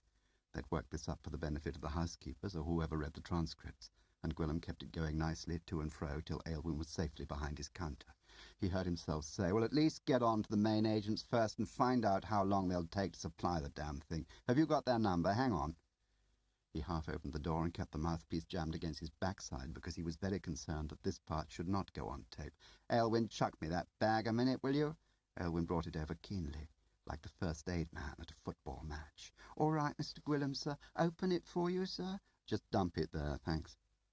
The bag was on the floor outside the cubicle. Now he stooped, dragged it inside, and unzipped it. At the middle among his shirts and a lot of newspaper were 3 dummy files, one buff, one green, one pink. He took out the pink file and his address book and replaced them with the Testify file. He closed the zip, stood up, and read Mendel a telephone number, actually the right one. He rang off, handed Aylwin the bag, and returned to the reading room with the dummy file. He dawdled at the chart chest, fiddled with a couple more directories, then sauntered to the archive carrying the dummy file. Recovering the file from the Testify pigeonhole, he replaced it with the dummy, restored it to its rightful place, and removed the green slip from the bracket. He took the slip to Sal, who signed it and put it on a spike, as she always did. Later today she would check. If the file was in its place, she would destroy both the green slip and the flimsy from the box, and not even clever Sal would remember that he had been alongside the 4-4 alcove. And then suddenly he found himself looking straight into the brown, unfriendly eyes of Toby Esterhazy. "Peter, I'm so sorry to disturb you, actually, but we have a tiny crisis, and Percy Allerline would like quite an urgent word with you. Can you come now?" In a desperately inspired moment, Gwilym turned to Aylwin. "There's a midday shuttle to Brixton. You might just give transport a buzz and ask them to take my bag over for me, will you?" "Will do, sir. Mind the step, sir." Allerline sat at the head of the table in the megalomaniac's carving chair, reading a 2-page document. 7 of the 10 chairs were occupied, but the chair to Allerline's right was empty, and Gwilym knew it was Hayden's by the posture-curve cushion tied to it with string. To Allerline's left sat Roy Bland, also reading, but he looked up as Gwilym passed and said, "Watch her, Pete," then followed him all the way down the table. Gwilym sat down, and Toby sat next to him. Everyone was watching Allerline fill his pipe when Bill Hayden appeared, clutching a cup of coffee in both hands, the saucer on top. "Well now, young Peter Gwilym, I hear you've been hobnobbing with our late lamented brother Tar. How is he these days?" A lot of things went through Gwilym's mind as he heard himself answer. That the surveillance on his flat did not begin till last night, he was sure of it. That over the weekend he was in the clear. He selected a facetious tone. "That's right, Chief. Tar and I have tea at Fortnum's every afternoon." Allerline was sucking at his empty pipe, testing the packing of the tobacco. "Peter Gwilym, you may not be aware of this, but I am of an extremely forgiving nature. I will restrain my impulse personally to strangle you, or him. All I require is the matter of your discussion with Mr. Ricky Tar. Tell us about his emotional state.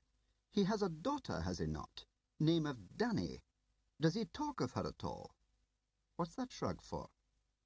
I'm talking to you about a defector from your own damn section. I'm accusing you of playing damn fool parlour games behind my back when you don't know the stakes involved and all you do is shrug at me down the table. There's a law, young Mr. Gwillem, against consorting with enemy agents. Maybe you didn't know that. I've a good mind to throw the book at you. Anger came to Gwillem's rescue also. But I haven't been seeing him. It's not me who's playing parlour games, it's you. So get off my back. He sensed the relaxation round the table, like a general recognition that Alaline had shot off all his ammunition and the target was unmarked. So, if I told you that Danny and her mother were due to arrive 3 days ago at London Airport on the direct flight from Singapore, I may take it you would share our perplexity. Yes, I would. But what would you make of this information? Come on, Peter. Why is Tar coming to England? That's not what you said at all. You said Tar's girl and her daughter Danny were expected in London 3 days ago. Perhaps she's visiting relations. Perhaps she's got a new boyfriend. How should I know? Don't be obtuse, man. Doesn't it occur to you that where little Danny is, Tar himself is unlikely to be far behind? For the second time, Gwillem allowed himself a little temperament. Till now it had not occurred to me, no. Till now Tar was a defector, housekeeper's ruling as of 7 months ago, right or wrong, Percy. Tar was sitting in Moscow, and everything he knew should be regarded as blown, right, Percy? What's Tar supposed to be doing now? Redefecting to us? Redefecting would be a damned charitable way of putting it, I'll tell you that for nothing.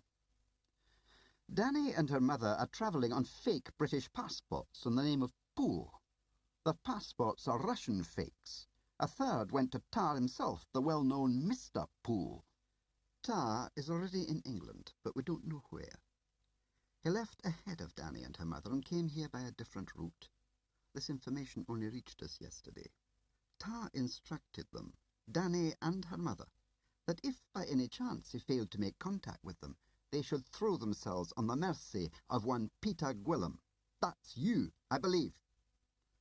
Resentment, mystification, Gwillem clung to them both. All right, the Russians have turned Tar round. They sent his family over, heaven knows why. I'd have thought they'd have put them in the bank, and they've sent him too.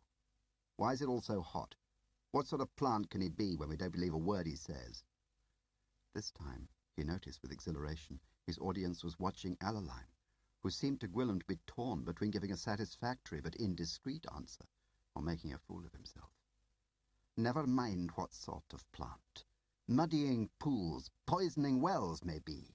But just you remember this, young Mr. Peter Gwillem. At the first whisper of him or his lady or his wee daughter, you come to one of us grown-ups. Anybody you see at this table. But not another damn soul. Do you follow that instruction perfectly? Because there are more damn wheels within wheels here than you can possibly guess or have any right to know. 2 hours later, Gwillem was meeting Smiley at Crystal Palace, a van pickup with Mendel driving. They drove to Barnsbury, straight into a car body repair shop at the end of a cobbled alley. There they were received with discreet rapture by an old German and his son, who had stripped the plates off the van almost before they got out of it and led them to a souped-up Vauxhall ready to drive out to the far end of the workshop. Mendel stayed behind with the Testify file, which Gwillem had brought from Brixton in his night bag. Smiley said, "Find the A12." There was very little traffic. Past Colchester they took small lanes. On the signposts were names like Little Hawksley, Wormingford, and Bures Green. Then the signposts stopped, and Gwillem had a feeling of being nowhere at all. Left here and left again at the Dower House. Go as far as you can, but park short of the gates. As they got out, the cold hit them, and Gwillem smelt a cricket field and wood smoke and Christmas all at once. He thought he had never been anywhere so quiet or so cold or so remote. A babysitter named Fawn was waiting for them. He came to the car as they parked and climbed silently into the back. "Ricky's been so much better today, sir," he said. Fawn had evidently done a lot of reporting to Smiley in the last few days. He was a steady boy with a great will to please, but the rest of the Brixton pack seemed to be afraid of him. Gwillem didn't know why. Smiley led the way upstairs. Fawn should wait on the lower landing in case he was needed. "It's Smiley," he said, knocking on Tar's door. "I want to chat with you, if I may." Tar opened the door fast. He must have been waiting just the other side. He opened it with his left hand, holding the gun in his right, and he was looking past Smiley, down the corridor at Gwillem. They stepped inside. He wore slacks and some sort of cheap Malay wrap. Spelling cards lay spread over the floor, and in the air hung a smell of curry which he had cooked for himself on a ring. Smiley assumed an air of sincere commiseration. "I am sorry to be pestering you, but I must ask you again what you did with those 2 Swiss escape passports you took with you to Hong Kong. It's terribly important. Your whole future stands by it." "I told you. I burned them. I reckoned they were blown. Might as well put a label round your neck. Ricky Tar, wanted, soon as you use those passports." Smiley's questions were terribly slow in coming. Even to Gwillem it was painful waiting for them in the deep silence of the night. "When you bought your British passport in the name of Poole, did you buy any other passports from the same source?" "Why should I? All I wanted was to get out from under." "And protect your child. And protect her mother, too, if you could. I'm sure you gave a lot of thought to that." Waiting, Smiley appeared to examine the lexicon cards. "All right. So I got passports for Danny and her mother. Mrs. Poole. Miss Danny Poole. What do we do now? Cry out in ecstasy?" Again, it was a silence that accused. "Now, why didn't you tell us that before? Did you perhaps make bookings for the 2 of them in the name of Poole, for the sake of Carla's footpads? Then, perhaps, you burned the Poole passports and doctored the Swiss escapes, one for Danny, one for her mother, and made a different set of travel arrangements which you didn't advertise, arrangements which matured earlier than those you made for the Pooles." Even from where he stood, Gwillem was too slow. Tar's hands were at Smiley's throat. The chair toppled and Tar fell with him.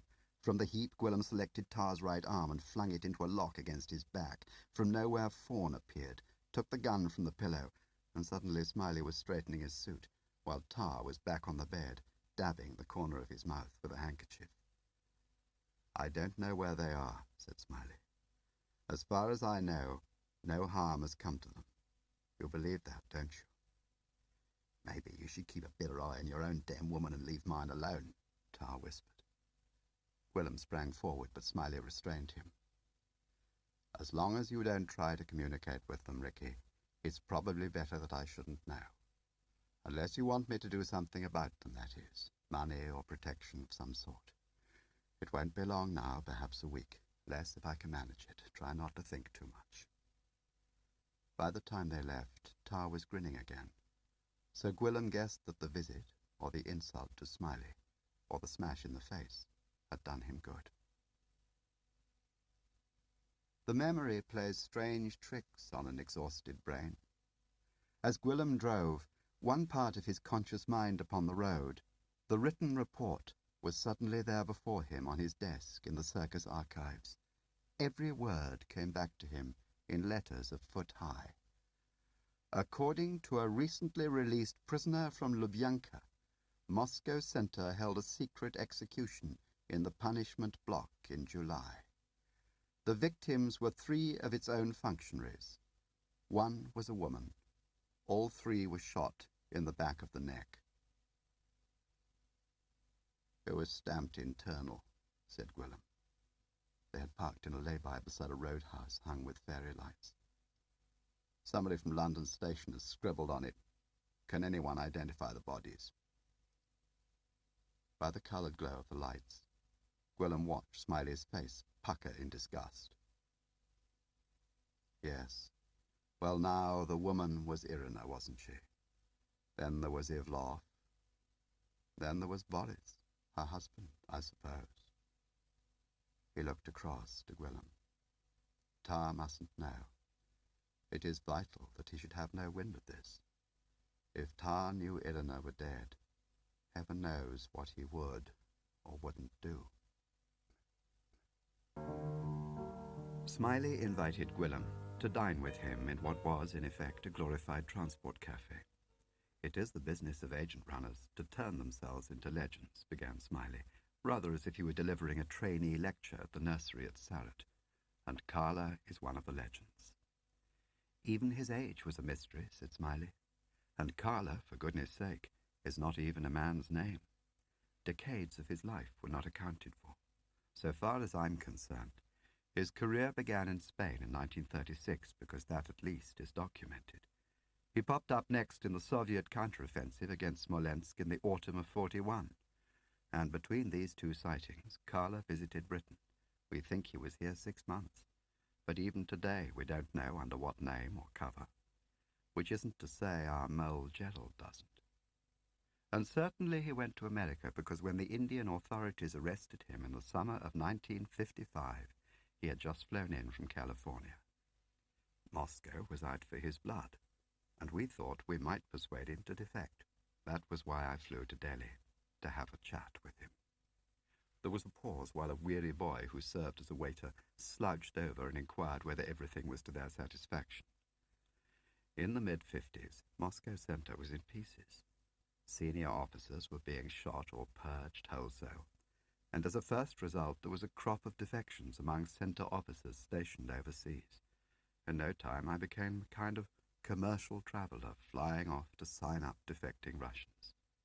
At that time, Carre, or Gerstmann, as he called himself, was just another client. All that we suspected was that he'd smuggled a transmitter across the Canadian border and lain up for 3 weeks in San Francisco, breaking in a new operator. The Indian authorities arrested him at our request and carried him off to Delhi jail. As far as I remember, we promised the Indians a piece of the product. I arrived at Delhi knowing that his San Francisco network had been rolled up, and to sell him a piece of insurance, as Control called it. I'd only to convince him of the arrest of the San Francisco network, wave the press photographs and cuttings from my briefcase at him, talk to him a little about the unfriendly conspiracies being masterminded by Brother Rudnev, then head of Moscow Center, and with any luck I'd make London by the weekend. I suppose it's true that my nerve ends have been a good deal blunted by so many similar encounters in the last few months, by travel and, well, by things at home. In all the time Gwilym had known Smiley, it was the nearest he'd ever come to acknowledging Anne's infidelities. "He would have looked well as a priest," said Smiley. "Little wiry chap with silvery hair, bright brown eyes and plenty of wrinkles. His gaze fixed on me, and he never uttered a word. Not one, the whole time we were together. Not a syllable. The heat in that jail was appalling, but he wasn't sweating. I was, profusely. I trotted out my piece as I had a dozen times that year already. He simply sat there, stiff and tiny under the big fan that didn't work, looking at me. It was then, I think, that an extraordinary feeling of unease began to creep over me. It wasn't just his silence. His physical stillness began to get under my skin. "I can understand," said Gwilym. "Can you? Ah." His little body was like a promontory of rock. Everything inside me was in motion. And my own heartbeats, the effects of heat and travel. So anyway, there came this gap. I dried up. I couldn't think of anything to say. Well, any fool knows that if that ever happens, you get up and walk out. Take it or leave it, you say. See you in the morning. As it was, the next thing I knew, I was talking to him about Anne. Oh, no, not about my Anne. About his Anne. I assumed he had one. Is it called projection or substitution? I knew from the observation reports that Gerstmann was a chain smoker. I sent out for several packs, and I asked him about Mrs. Gerstmann. I asked him, where was she? It was a question I would dearly have wished answered about Anne. No reply, but the eyes unwavering. She must make a new life, I said.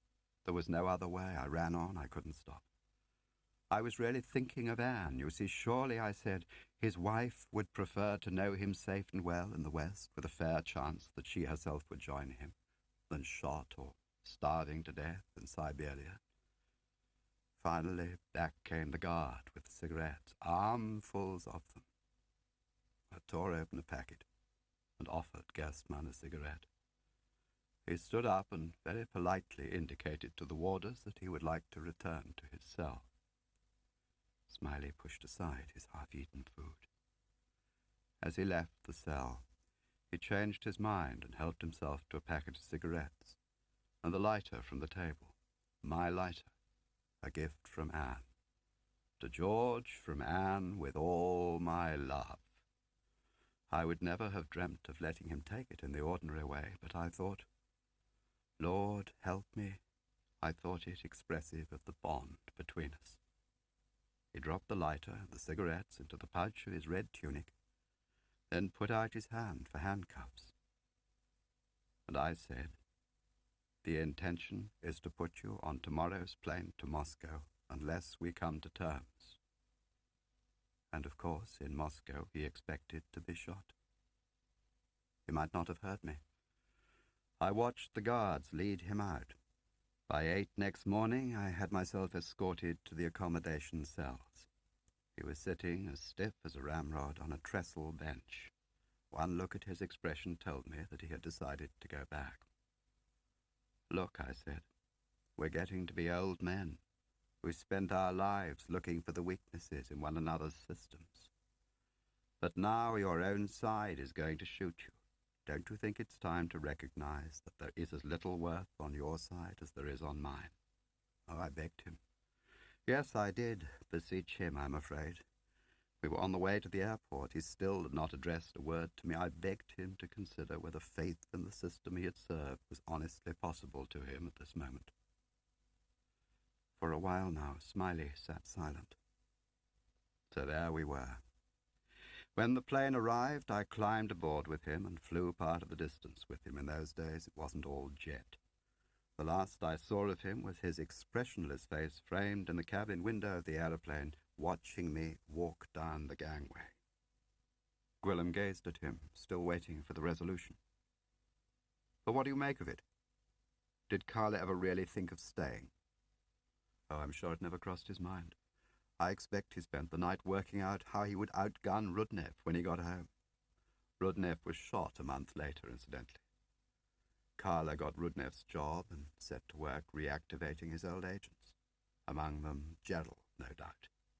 It's odd to reflect that all the time he was looking at me, he could have been thinking of Gerald.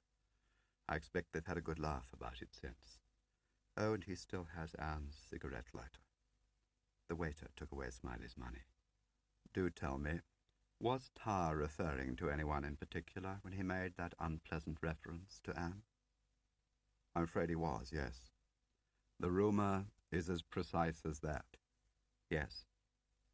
What does it say, exactly? That Bill Hayden was Anne Smiley's lover. Ah, I see. Yes, well, thank you.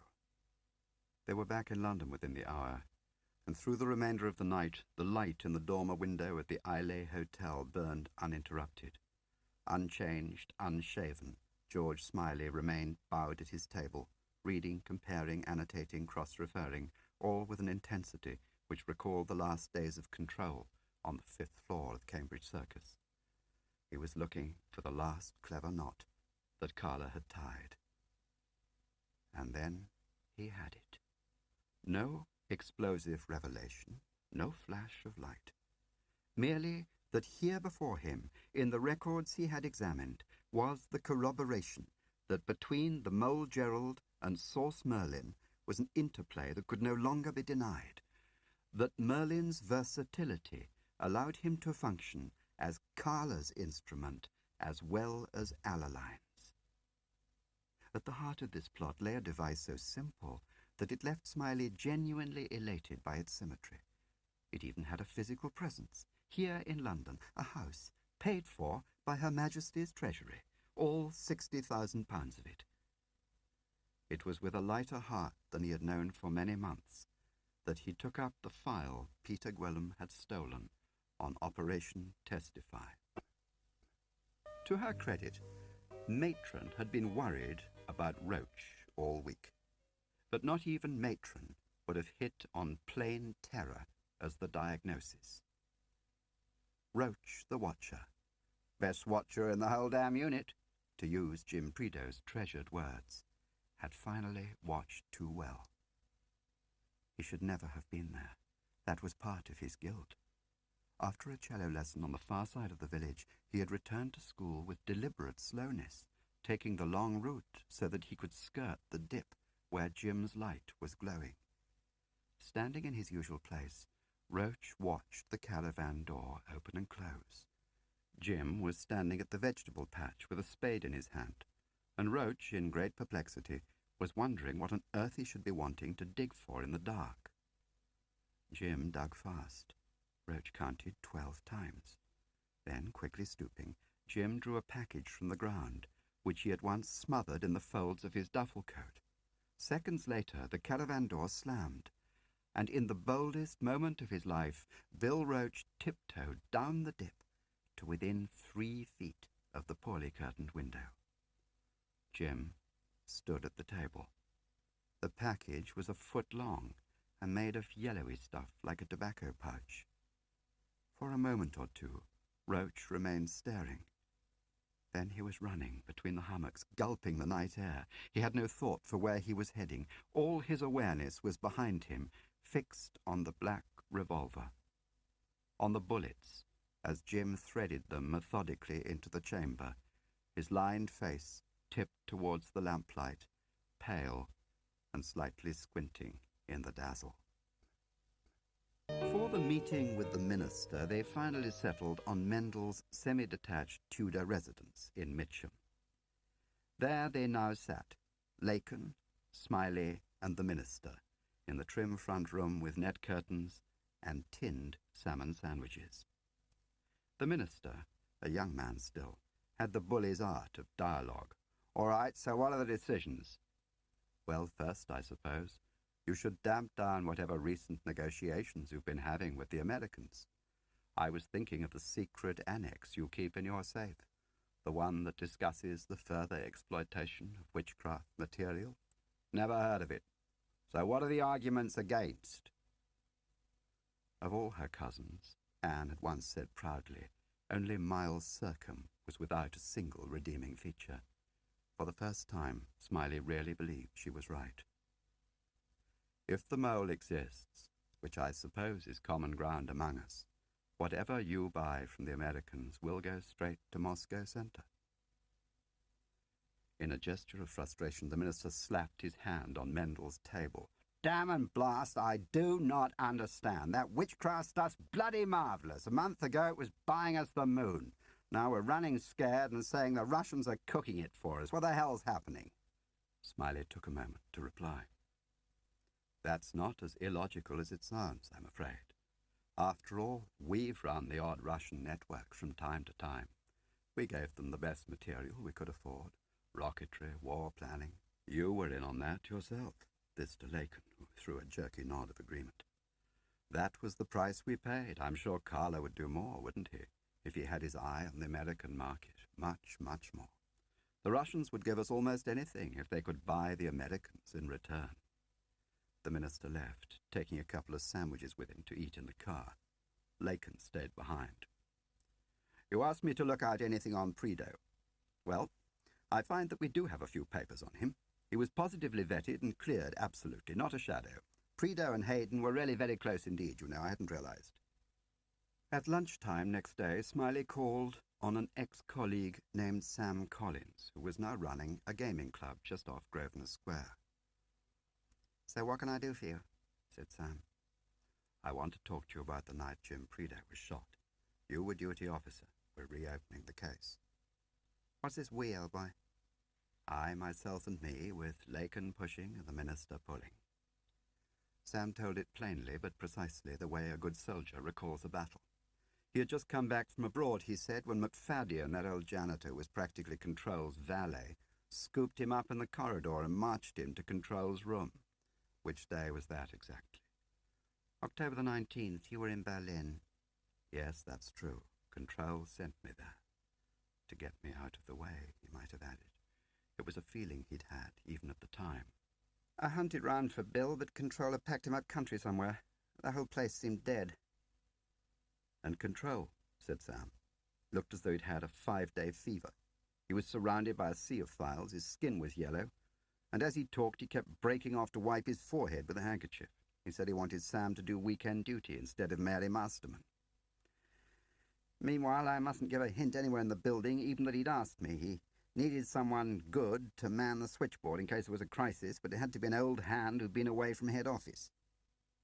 So Sam took over at 9 on Saturday morning with his toothbrush and 6 cans of beer in a briefcase. The building might have been evacuated. Control was sitting all alone except for McFadden. Someone was doing a special job for him, said Control. It was of great importance to the service. I should regard him for the night as director of operations. If anything came in, a signal, a phone call, however trivial it seemed, I should wait till the coast was clear, then whip upstairs and hand it to him personally. No one was to know, now or later, that Control was the man behind the gun. In no case should I phone him. Even the internal lines were taboo. Truth, George. So help me God. Oh, I do believe you, said Smiley. Not a thing happened the livelong day. And just as I was getting to sleep came the first call, 11:20 exactly. It came from the Foreign Office resident clerk on the direct line. The Reuters headman in London just called in with a story of a shooting in Prague. A British spy had been shot dead by Russian security forces, and was the FO interested? I said it sounded like bunk and rang off just as Mike Meeking came through to say that all hell had broken out on the Czech air. He kept getting garbled accounts of a shooting near Brno. By then all 5 buzzers were going, and phones didn't stop ringing for the next 10 hours. I went up to Control. He was standing at his desk. I'm afraid there's a bit of a panic, I said. I gave him the gist. He looked at his watch. Find Smiley. I made a signal to Berlin telling them to find you and fly you back by yesterday. Then I sent Mellows off to get hold of whoever was around of the top brass. Percy was in Scotland for the weekend. Roy was at Leeds University, talent spotting. 12:30 we had a Czech news bulletin. British spy named Jim Ellis, travelling on false Czech papers and assisted by Czech counter-revolutionaries, had attempted to kidnap an unnamed Czech general in the forest near Brno and smuggle him over the Austrian border. Ellis had been shot, they didn't say killed, other arrests imminent. I looked Ellis up in the work name index and found Jim Prideaux. I thought, well, Christ, if Jim is shot and has Czech papers, how the hell do they know his work name? And how do they know he's a Brit? Then in walks Bill Hayden, white as a sheet. He'd picked up the story on the ticker tape at his club, turned straight round and came to the circus. At what time was that exactly? Sam looked as if he wished he could make it easier. 1:15. Which is late, isn't it, for reading the ticker tape at one's club? Sam shrugged. Oh, he was a treat to watch. Arrived knowing there'd been a damn awful shooting party, and that was about all. Took over the switchboard, and by morning he'd picked up what few pieces there were. He told the Foreign Office to sit tight, got hold of Toby Esterhaz and sent him off to pull in a brace of Czech agents that Bill had been letting hatch. Then Bill rang the Czech head resident in London and threatened to strip him so bare he'd be the laughing stock of the profession if a hair of Jim Prideaux's head was hurt. I felt I was watching a street accident. Bill was the only doctor. Sam wound it up. After that, I went to the south of France for 2 lovely months. When I got back, you were gone. Control was in hospital. Percy Allerline was acting head boy. I didn't seem able to convince him I wasn't involved. Shortly afterwards, I was out of my ear. In Fleet Street, there is a certain ground-floor cellar full of wine barrels. In other areas, 3:30 might be considered a little late for a pre-luncheon aperitif. But as Smiley gently pushed open the door, a dozen shadowy figures turned to eye him from the bar, and at a corner table sat Jerry Westerby with a very large pink gin. Oh boy, well, I'll be damned. He had a mop of sandy grey hair and a red face, and he wore a famous sporting tie over a cream silk shirt. The sight of Smiley clearly gave him great joy. All the amazing things, huh? What'll it be? Smiley ordered a Bloody Mary. It isn't a complete coincidence, Jerry, he said. There was a slight pause between them, which Jerry was suddenly concerned to fill. Haven't seen many of the boys and girls for quite a while, matter of fact. Guess they put me on the shelf. Can't blame them. It wasn't your letter that put them off you, said Smiley, if that's what you were thinking. I burned it as soon as I read it. I didn't tell anyone about it.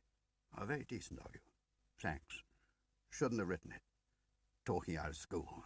Huh? Nonsense. You did it for the good of the service, Jerry.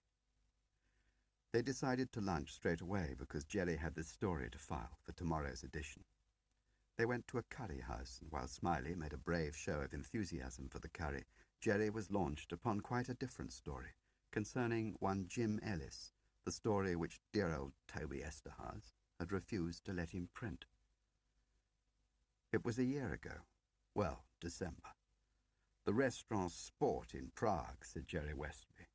Bit off the track of your average Western journalist, but the barman, whose name was Stanislaus or Stan, was a pal.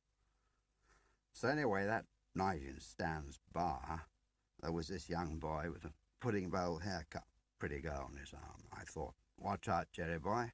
That's an army haircut, is it? Right? Right, said Smiley. It turned out the boy was Stan's nephew, said Jerry. He was on leave from the army and he'd fallen in love with this girl. He'd 8 days to go and the whole world with his friend, Jerry included. Jerry particularly, in fact, because Jerry was paying for the booze. So we're all sitting hugger-mugger at the big table in the corner, boy with one arm slung round the girl and one arm slung round me. And while everyone's singing and drinking, he turns to me and says, would I like to know the truth about Jim Ellis? Pretended I'd never heard of him. Well, the boy looks a bit as if I'm daft and says, British spy. Came here calling himself Hayek and was shot by the Russian secret police. Well, I said, news to me, oh boy. So he tells me the whole story. He'd been on training manoeuvres with his unit. When it all happened, the Russians moved into the forest near Brno, you see? We're talking about 2 nights, Jerry. Which night did the Russians move into the forest? Jerry Westerby screwed his face up in perplexity. That's what the boy wants to tell me, you see, George. What all the rumours are about. The Russians moved in on the Friday. Well, they didn't shoot Hayek till the Saturday, so the wise lads were saying, there you are. Russians were waiting for Hayek to turn up, you see. Knew he was coming, you see. Bad story. Well, that's what Toby felt too, mind you. Bad story. We saw it the same way. We just reacted differently. And that was it, said Jerry. That was the thing that had bothered him. Old Tobe said it was tripe, well, you know. Got all regimental and nasty. Next morning he threw the book at me. Emergency meeting, drove me round and round the park, yelling blue murder. Said I was so plastered these days I didn't know fact from fiction. All that's all probably right, you know. Made me a bit shirty, actually. Okie dokie, I said, forget it. I'll write it all up for the rag. Dirty work in the forest, that sort of tripe. Oh, he went up the wall again. Next day some owl rings the old man. Keep that baboon Westerby off the Ellis story. Rub his nose in the D-notice. All further references to Jim Ellis, alias Hayek, against national interest. Back to women's ping-pong. Cheers. But by then you'd written to me. Jerry Westerby blushed terribly. Yeah, I was sorry about that. I got all xenophobe and suspicious. I thought old Tobe was going a bit haywire.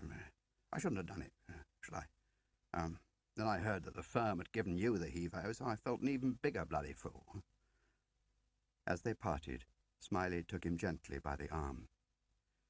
If Toby should get in touch with you, Jerry, I think it better if you don't tell him we met today. He is a good fellow, but he does tend to think people are ganging up on him. Waiting that night, alone in the Islay Hotel, but not yet able to sleep, Smiley took up once more the file which Lacan had given him in Mendel's house. It dated from the late 50s, when, like other Whitehall departments, the circus was being pressed to take a hard look at the loyalty of its staff. Most of the entries were routine, but one document held Smiley like a magnet.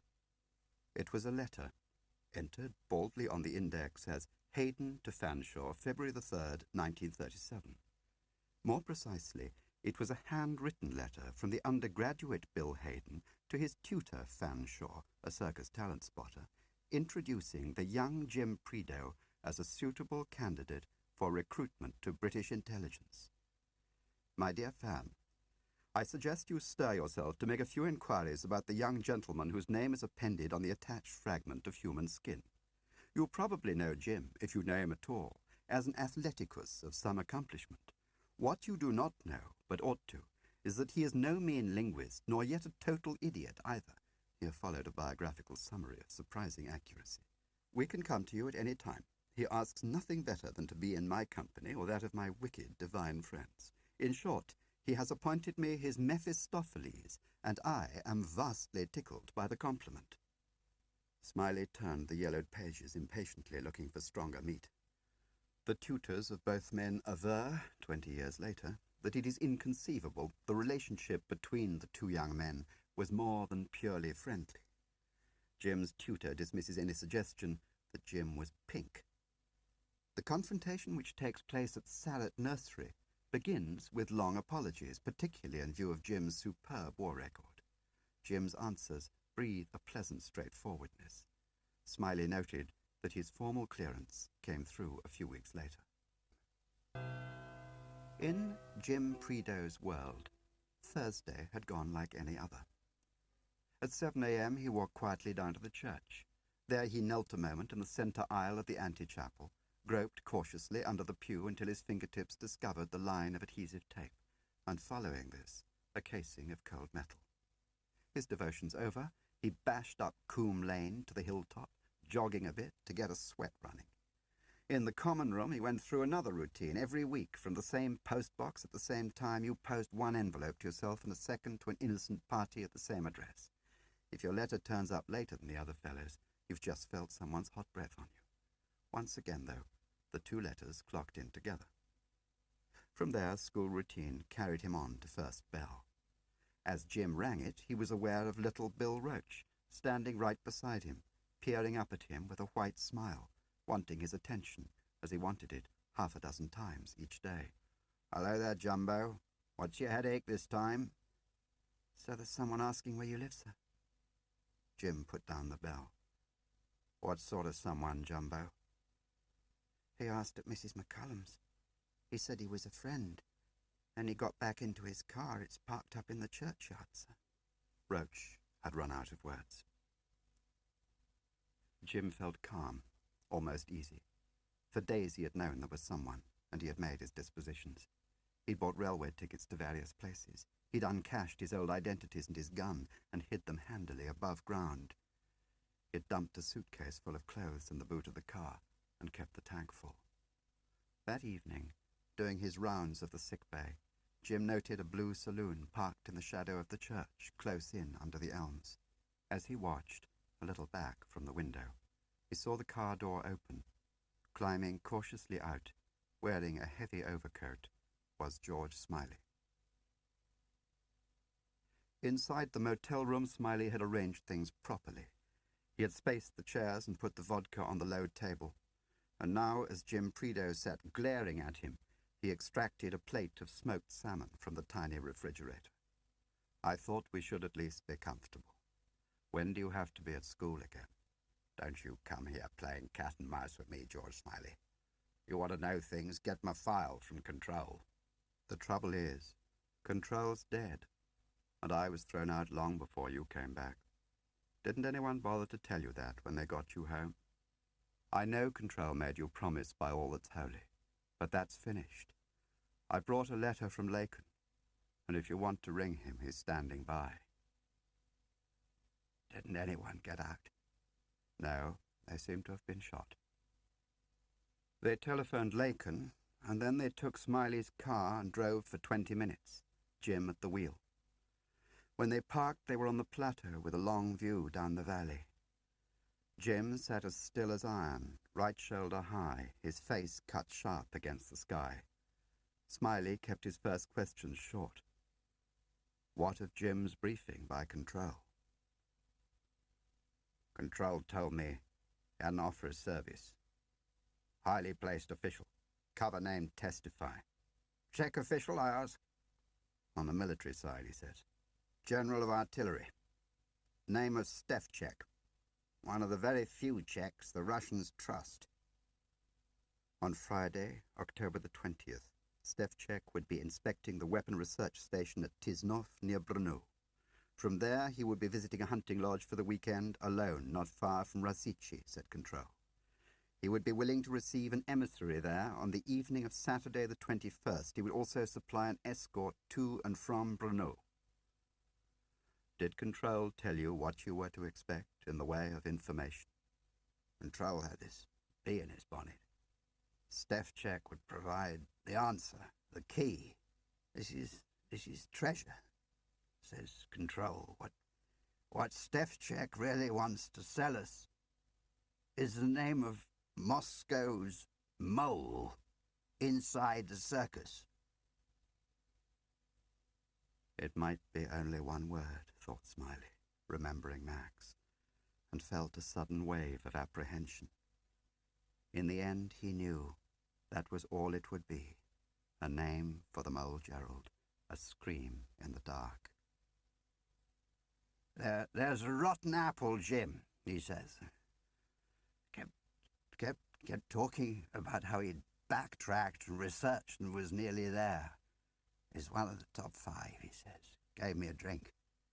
We sat there like a pair of schoolboys, making up a code. We used Tinker, Tailor. We sat in the flat together, putting it together. If there was any fumble after I met Stefchek, I must get the one word to him, even if I had to go to bloody Prague and chalk it on the embassy door. Tinker, Tailor, Sailor, Alaline was Tinker, Hayden was Tailor. Bland was Soldier, and Toby Esterhaz was Poor Man. Toby was Poor Man. We dropped Sailor. Rhymed with Tailor, no good. You were... George Smiley was Beggar Man. Oh, was I now? How about a stroll, Jim? There was no wind. The stars were very clear, and as Jim took up his story, they went on walking side by side. Jim described the recruitment of Max, the maneuvers he went through to disguise his mission from the rest of the circus, and how he landed by scheduled flight at Prague Airport at 10 on Saturday morning. He went through the barriers like a song, but at Masaryk Station he recognized the fur-lined plastic boots of a woman who had pushed past him earlier that morning with a pram. From then on, Jim didn't suspect. He knew, just as Smiley would have known. Jim boarded the Brno train. If they wanted to arrest him, they would by now have done so. They must be following him in order to house his contacts. Jim guessed that his Hayek identity was blown, and that they'd primed the trap the moment he'd booked himself on the plane. But as long as they didn't know he'd flushed them, he still had the edge. There's a store in Brno Main Square. Sells everything. I bought some kids' toys, scarves, cigarettes, stole a fur hat, a white plastic raincoat, a carrier bag to put them in. I loitered the men's department long enough to know that a couple of women who formed the forward pair were still right there behind me. I moved fast. I pulled the white raincoat over my overcoat, stuffed carrier bag into the pocket, put on my fur hat. I shoved my leftover parcels into the litter bin and ran like a bloody madman down the emergency staircase, smashed open fire door, pelted down an alley, squeezed into a crowded tram, and stayed there, hugging myself to the last stop but one. Walked for an hour, more, but I made the fallback with Max to the minute. When he and Max reached the parked Fiat, said Jim, the word code passed off without a hitch. The Magyar driver took the wheel for half an hour by Jim's watch, heading northeast. They drove without lights. Without warning, the Magyar cut the engine. They were not quite stopped when he reached for the handbrake, and Jim smashed his head against the window post and took his gun. They were at the opening to a side path. 30 yards down this path lay a low wooden hut. There was no sign of life. Jim told the Magyar what he would like him to do. I told him to wear my fur hat and put on my coat and do my walking for me. Just take it slowly, I told him. Keep your hands linked behind your back. Walk at the center of the path. Don't wander. I'll shoot you. And he reached the hut. Go inside. Explain to the general that Jim was just taking usual precautions. Then he should walk back slowly, take his time, and report to me that all was well, or not, as the case might be. Didn't seem very happy about this, but didn't have a lot of choice. Began his walk, nearly reached the hut when the whole bloody area was floodlit. A lot of things were happening at once. I didn't see 'em all. I was too busy turning the car. Very theatrical. Flares exploding. Very lights going up.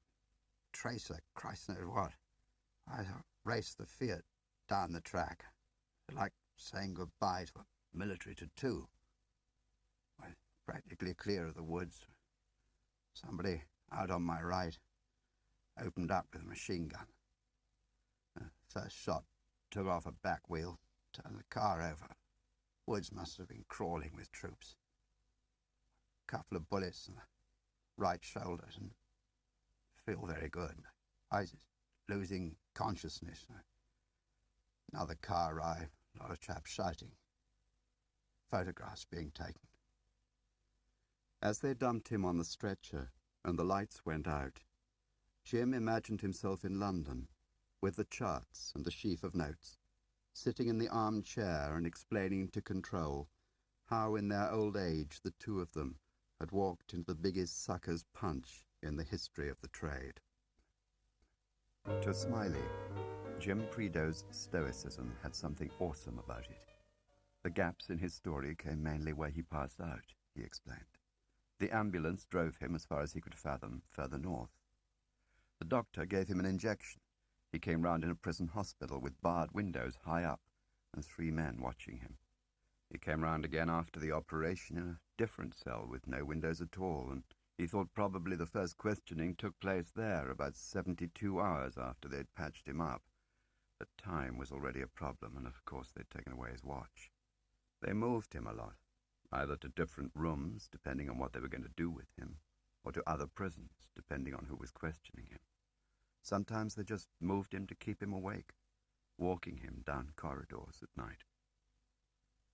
I didn't have any feeling of going from one interrogation to another.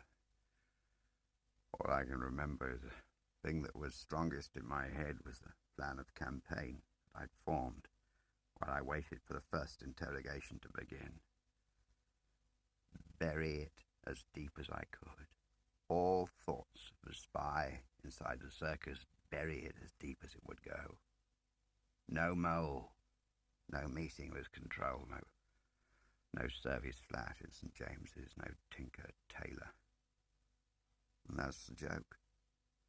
They began exactly where I wanted to end, with the briefing. In St. James's, all they wanted to talk about was Control's rotten apple theory. One word, thought Smiley again. It might be just one word. Did they actually know the St. James's address, Jim? They knew the brand of Control's choice of sherry. They knew because the mole Gerald had told them, thought Smiley. And sometime, in the course of his umpteenth interrogation by the head man, Jim told them about Control's notes. Wasn't I? Broke, exactly. I just ran out of invention. So you told him about the rotten apple and about Tinker Tailor? Yes, Jim agreed he did. He told him Control believed Stefchek could identify a mole inside the circus. He told him about the Tinker Tailor code and who each of them was, name by name. And this head man, do you remember what he looked like? Straight-eyed, intelligent fellow. Lot of humanity. Chain smoker. And what did he say about me? Well, showed me a cigarette lighter, said it was yours. Present from Anne.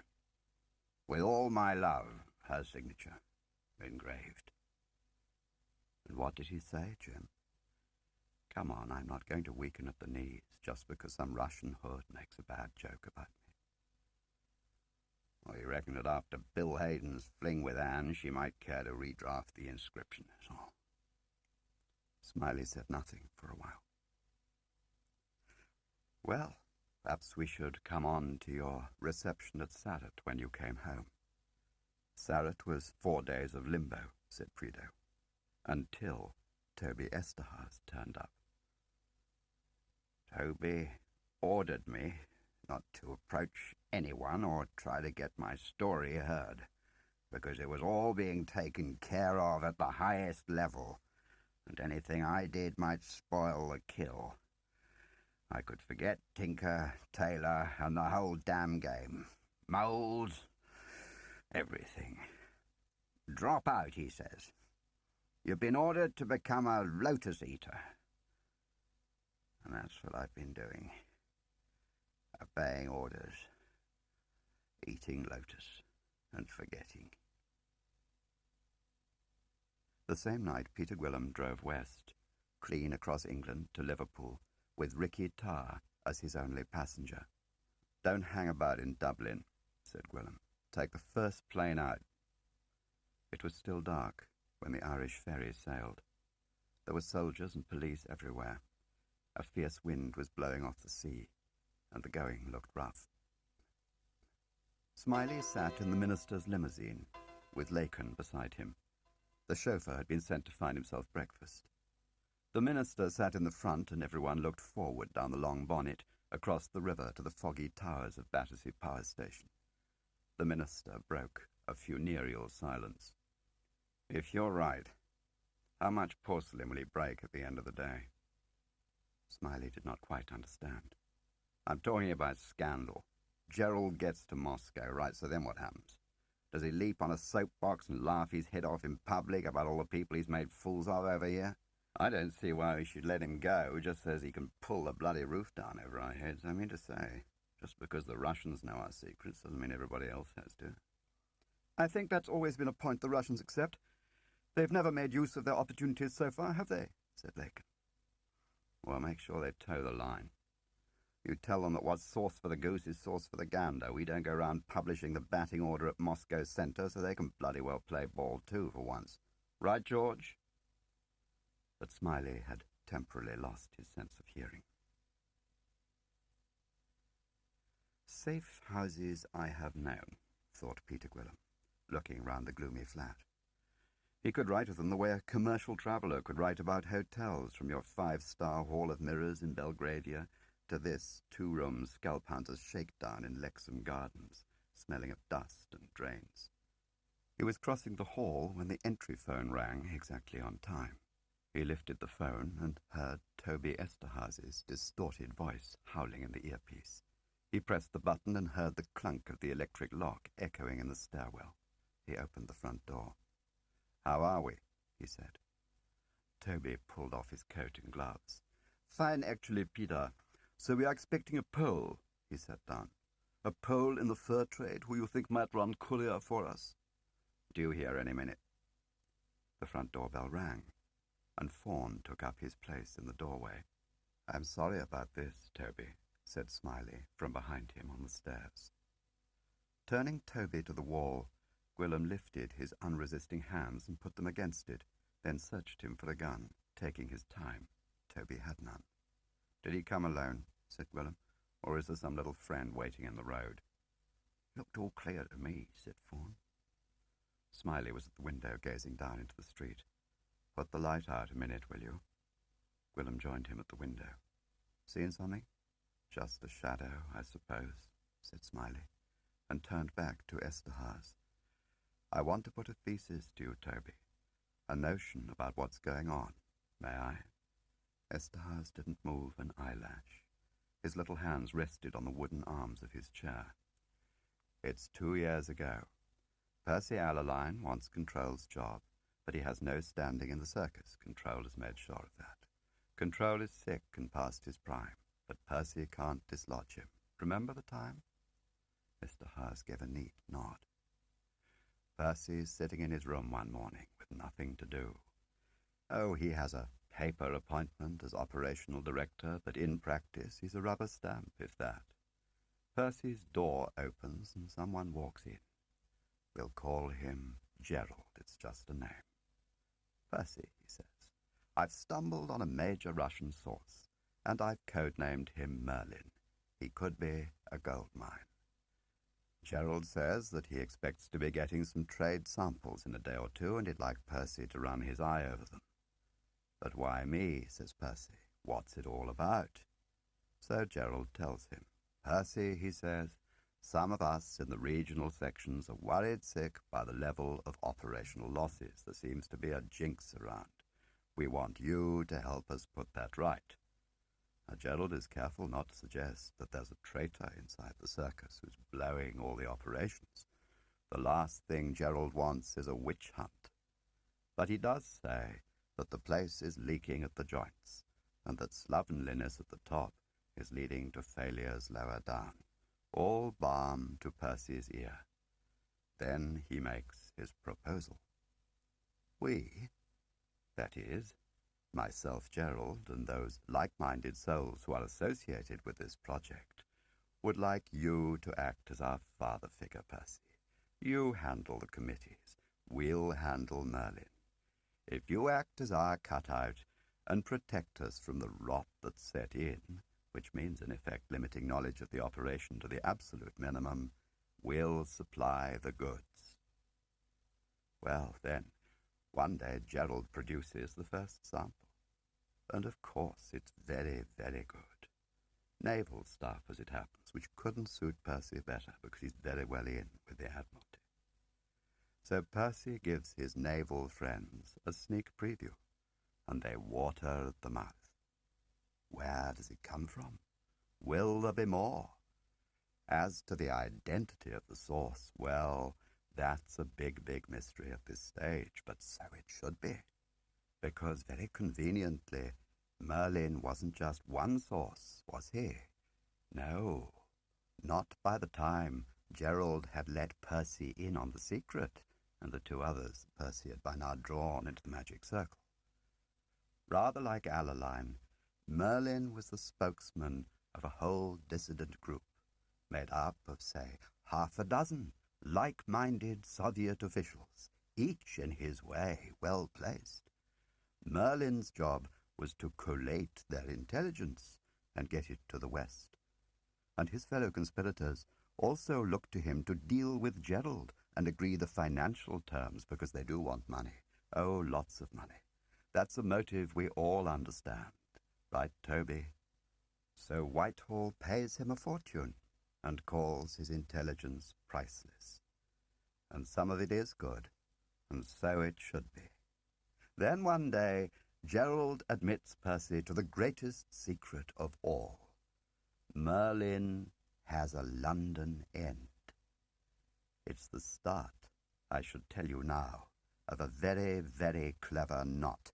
According to Gerald, a member of the Soviet embassy here in London is actually ready to act as Merlin's London representative.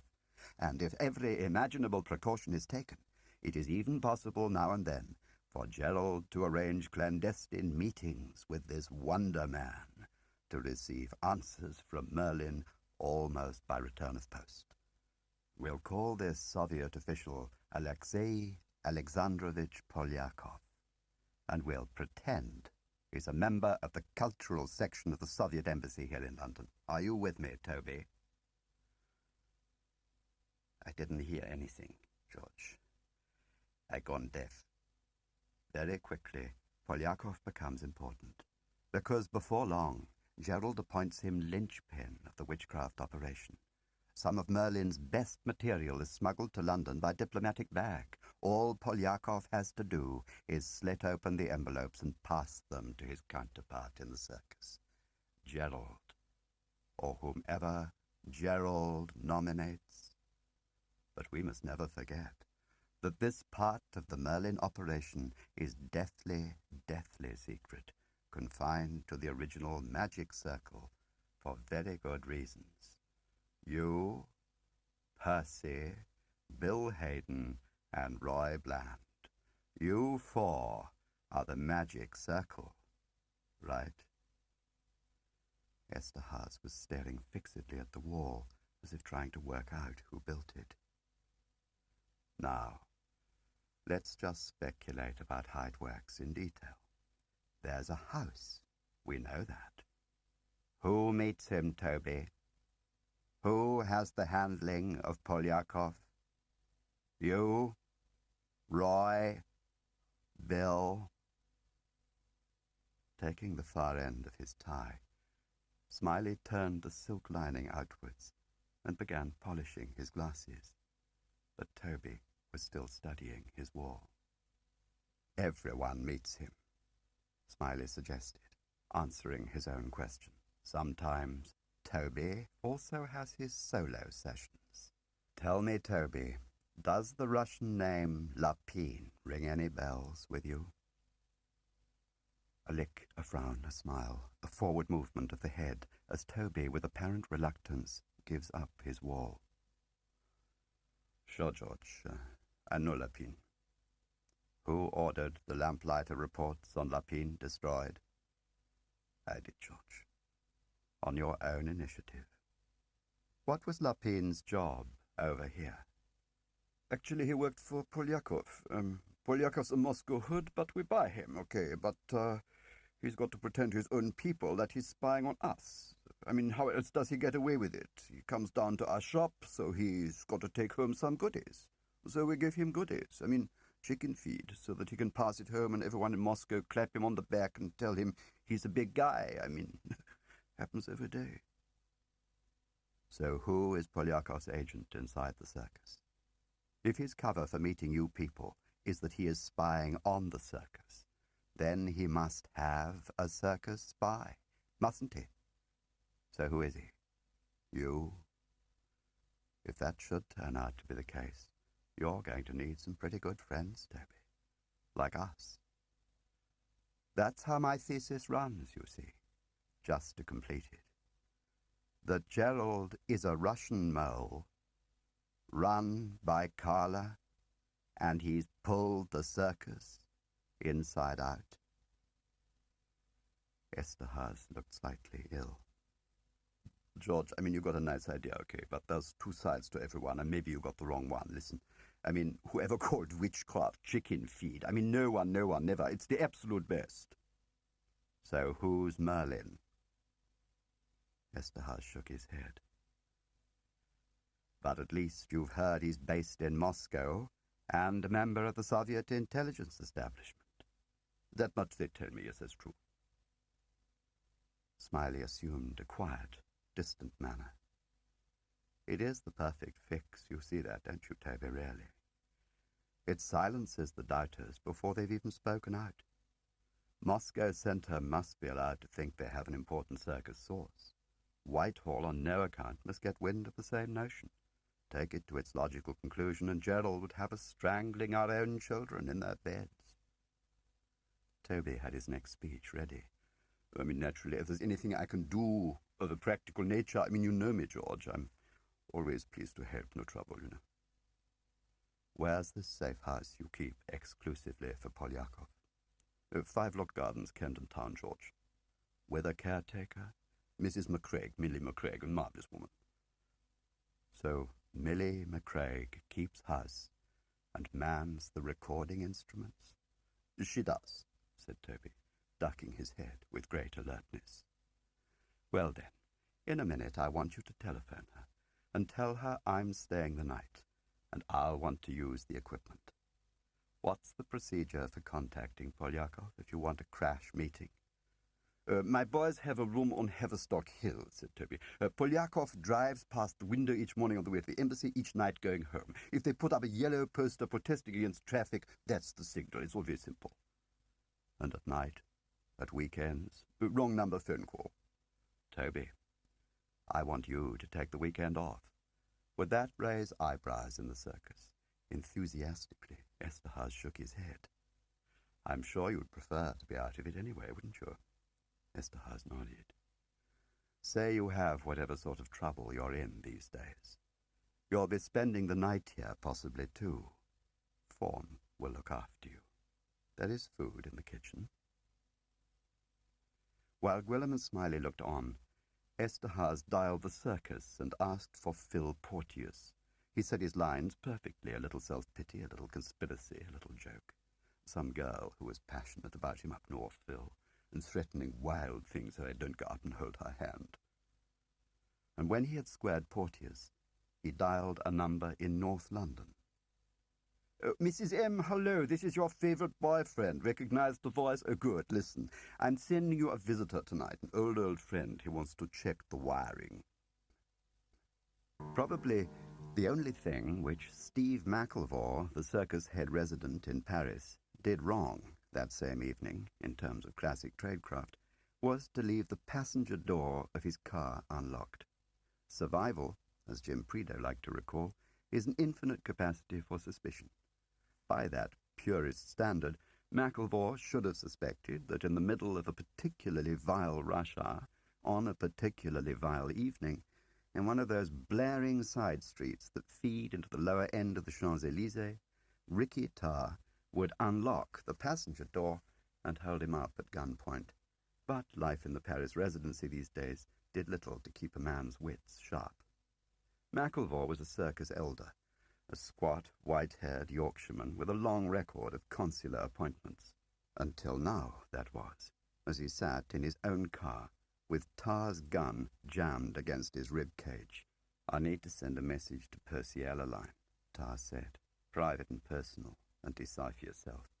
And I need a good friend like you to work the machine for me. Somebody who won't be put off while I wave a gun at him. What the hell have you been up to, Ricky? Said McIlvore, as they walked arm in arm back to the residency. The whole service is looking for you. You know that, don't you? They'll skin you alive if they find you. Signals around 200 groups, said Tarr proudly, as McIlvore unlocked the front door and put on the lights, and Tarr kept the gun in his ribs. You're out of your mind, Ricky, warned McIlvore monotonously, as he led the way through a couple of empty offices and pressed the bell to the cipher room. The steel message hatch slid back, and a mystified, slightly silly face appeared.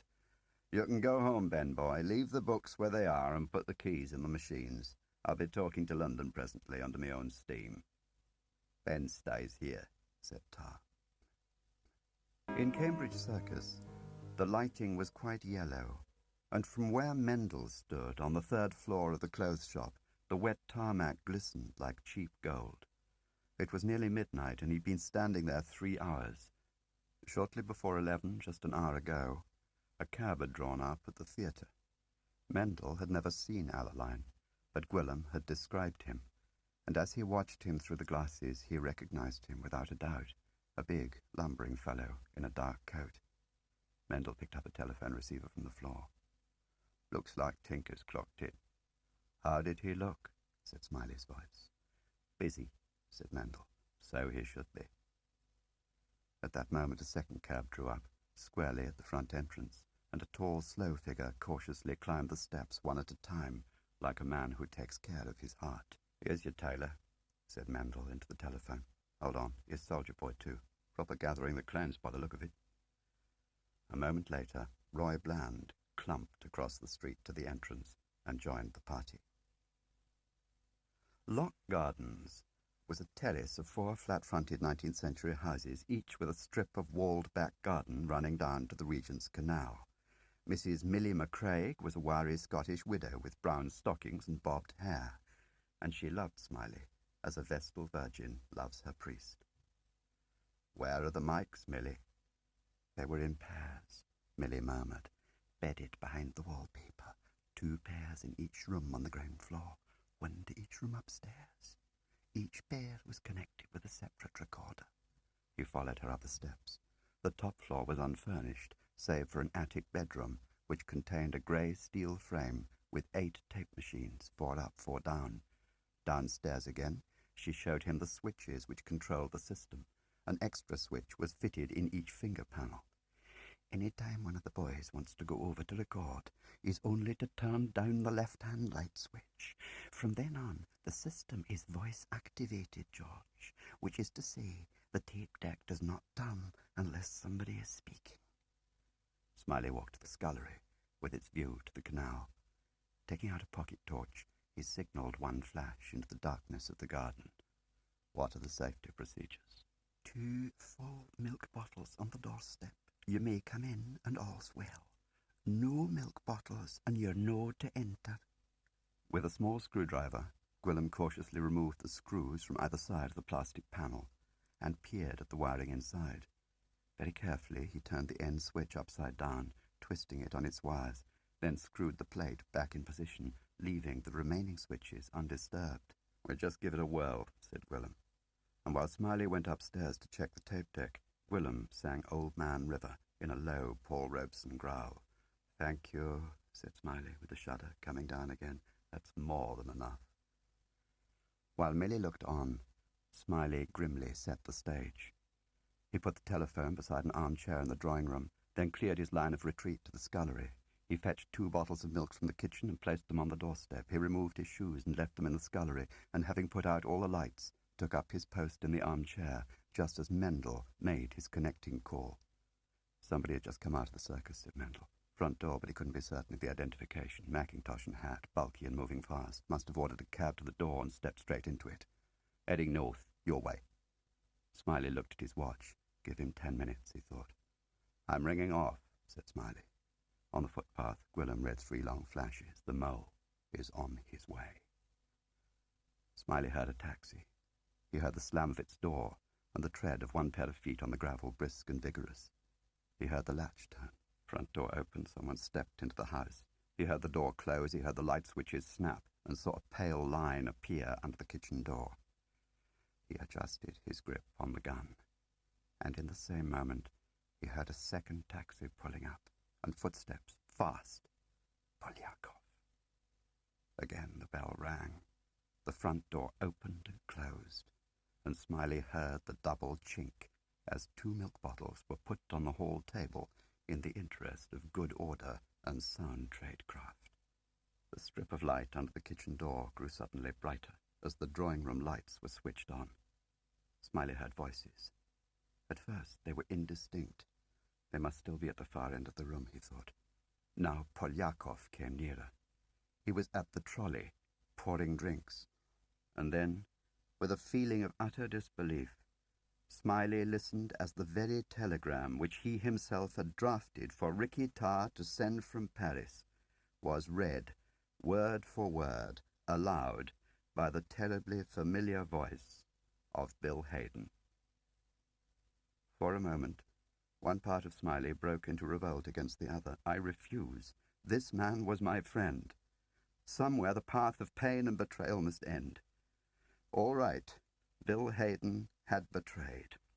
As lover, colleague, friend, as patriot, as a member of that inestimable body which Anne loosely called the Set, in every capacity Hayden had overtly pursued one aim and secretly achieved its opposite. Even now, Smiley knew that he did not grasp the full, appalling extent of Hayden's duplicity. Yet there was a part of him that rose already to Hayden's defense. Was not Bill Hayden also betrayed? And he knew, of course. He'd always known it was Bill. Just as Controlled had known, and Lacan had known, and Gwilym, all of them had tacitly shared that unexpressed half-knowledge, which, like an illness, they hoped would go away if it was never owned to, never diagnosed. And Anne? Did Anne know? For a space, that was how Smiley stood. A fat, barefooted spy, as Anne would say, deceived in love and impotent in hate, clutching a gun. He tiptoed backwards as far as the window, from which he signalled 5 short flashes with his hand torch. Having waited long enough to read the acknowledgment, he dutifully returned to his listening post and remained there, deceived in life and love and friendship, loyal to he knew not what, but loyal nonetheless. Gwillem raced down the canal towpath, the torch jolting wildly in his hand, till he reached a low-arched bridge and a steel stairway which led upwards in zigzags to Gloucester Avenue. Lakem was standing at the corner of Princess Road, wearing an old country coat and carrying a briefcase. "He's here. He's arrived," said Gwillem. "He's got Gerald." "I won't have bloodshed," said Lakem. "I want absolute calm." Gwillem went ahead, inserted the key, felt the lock ease as he turned it. Damn fool, he thought triumphantly. Why didn't you drop the latch? He pushed open the door an inch and stepped into the hall. At the drawing-room door he listened long enough for the fury to break in him at last. His butchered agents in Morocco, his exile to Brixton, the constant erosion of the plain heroic standards he wished to live by. He could fling them all in Hayden's sneering face. Hayden, the model on which he built his life. With all his force he shoved open the door and sprang inside, gun in hand. Hayden and a heavy man with a black forelock were seated either side of a small table. Polyakov, Gwillem recognized him from the photographs, was smoking a very English pipe. He had not even taken the pipe from his mouth before Gwillem had Hayden by the collar. With a single heave he lifted him straight out of his chair. He had thrown away his gun and was hurling Hayden from side to side, shaking him like a dog, shouting. Then, suddenly, there seemed no point. After all, it was only Bill. They'd done a lot together. Gwillem had drawn back long before Mendel took his arm, and he heard Smiley, politely as ever, inviting Bill and Colonel Viktorov, as he called them, to raise their hands and place them on their heads till Percy Alaline arrived. For the next few days, George Smiley lived in limbo. He rose late and pottered around the house in his dressing gown. Once Laken called with a request from the minister that Smiley should stand by to help clear up the mess at Cambridge Circus, where he called upon to do so. Replying vaguely, Smiley prevailed on Laken to take extreme care of Hayden's physical safety while he was at Sallet. "Aren't you being a little dramatic?" said Laken. "The only place he can go is Russia, and we're sending him there anyway." On the morning of the third day the doorbell rang, and it was Laken. Smiley was required at Sallet, he said. Hayden insisted on seeing him. The inquisitors had got nowhere, and time was running out. Smiley found Hayden in a nissen hut among the trees. He was dressed in denims, he was trembling, and he complained of dizziness. Several times he had to lie on his bed to stop the nosebleeds.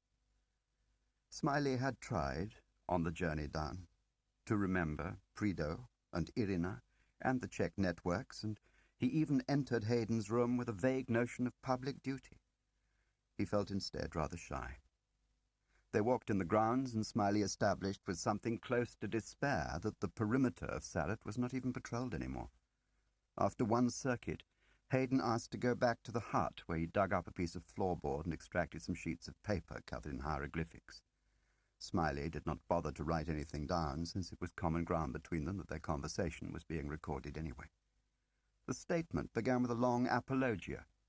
Hayden spoke not of the decline of the West, but of its death by greed. He hated America very deeply, he said, and Smiley supposed he did. Then he came to his own case. At Oxford, he said, he was genuinely of the right, and in the war it scarcely mattered where one stood as long as one was fighting the Germans. After 45, he said, it gradually dawned on him that if the test ever came, if either monolith had to win the day, he would prefer it to be the East. And from then on, he said, it's only a matter of time before he put his efforts where his convictions lay. And that was the first day's take. A white sediment had formed on Hayden's lips, and he had begun weeping. They agreed to meet tomorrow at the same time. And on that evening, following Hayden's instructions, Smiley took a tube to Kentish Town and unearthed a cottage in an unconverted mews. A flat-faced fair girl in jeans opened the door to him. There was a smell of oil paint and baby. He opened with, I'm from Bill Hayden. He's quite all right, but I've got various messages from him. About bloody time and all, said the girl. The living room was filthy. Through the kitchen door he saw a pile of dirty crockery. Oh, and I'm to give you that, said Smiley, and delving in an inside pocket, handed her an envelope. Bread, said the girl. She ripped it open. There was no note, just a cheque. But the cheque was enough. Even from where Smiley sat, he could see it had 4 figures. Returning to Bywater Street, Smiley again had the impression of being followed, and tried to telephone Mendel with the number of a cab which had twice caught his eye. Smiley slept uneasily and woke at 5. By 8, he was back at Sarrett, to find Hayden in festive mood. He had been told that the exchanges had been agreed, and he should expect to travel tomorrow or the next day. His requests had a valedictory ring. The balance of his salary should be forwarded to him care of the Moscow Narodny Bank, who would also handle his mail. Then the cover for his disappearance. So play it long, he said. Say I've been posted. Lay on the mystery. Give it a couple of years, then run me down. Oh, I think we can manage something. Thank you, said Smiley. Oh, and there was a boy, Hayden added carelessly. Sailor friend. Lived in Notting Hill. Better give him a couple of hundred to shut him up. Can you do that out of the reptile fund? I'm sure. Hayden wrote out an address. In the same spirit of good fellowship, he then entered into what Smiley had called the details. From about 1950 onwards, if he was to be believed, Hayden had made Carre occasional selected gifts of intelligence. These early efforts were confined to what he hoped would discreetly advance the Russian cause over the American. He was, he said, scrupulous not to give them anything harmful to ourselves, as he put it, or to our agents in the field. The Suez adventure in 56 finally persuaded him of the inanity of the British situation.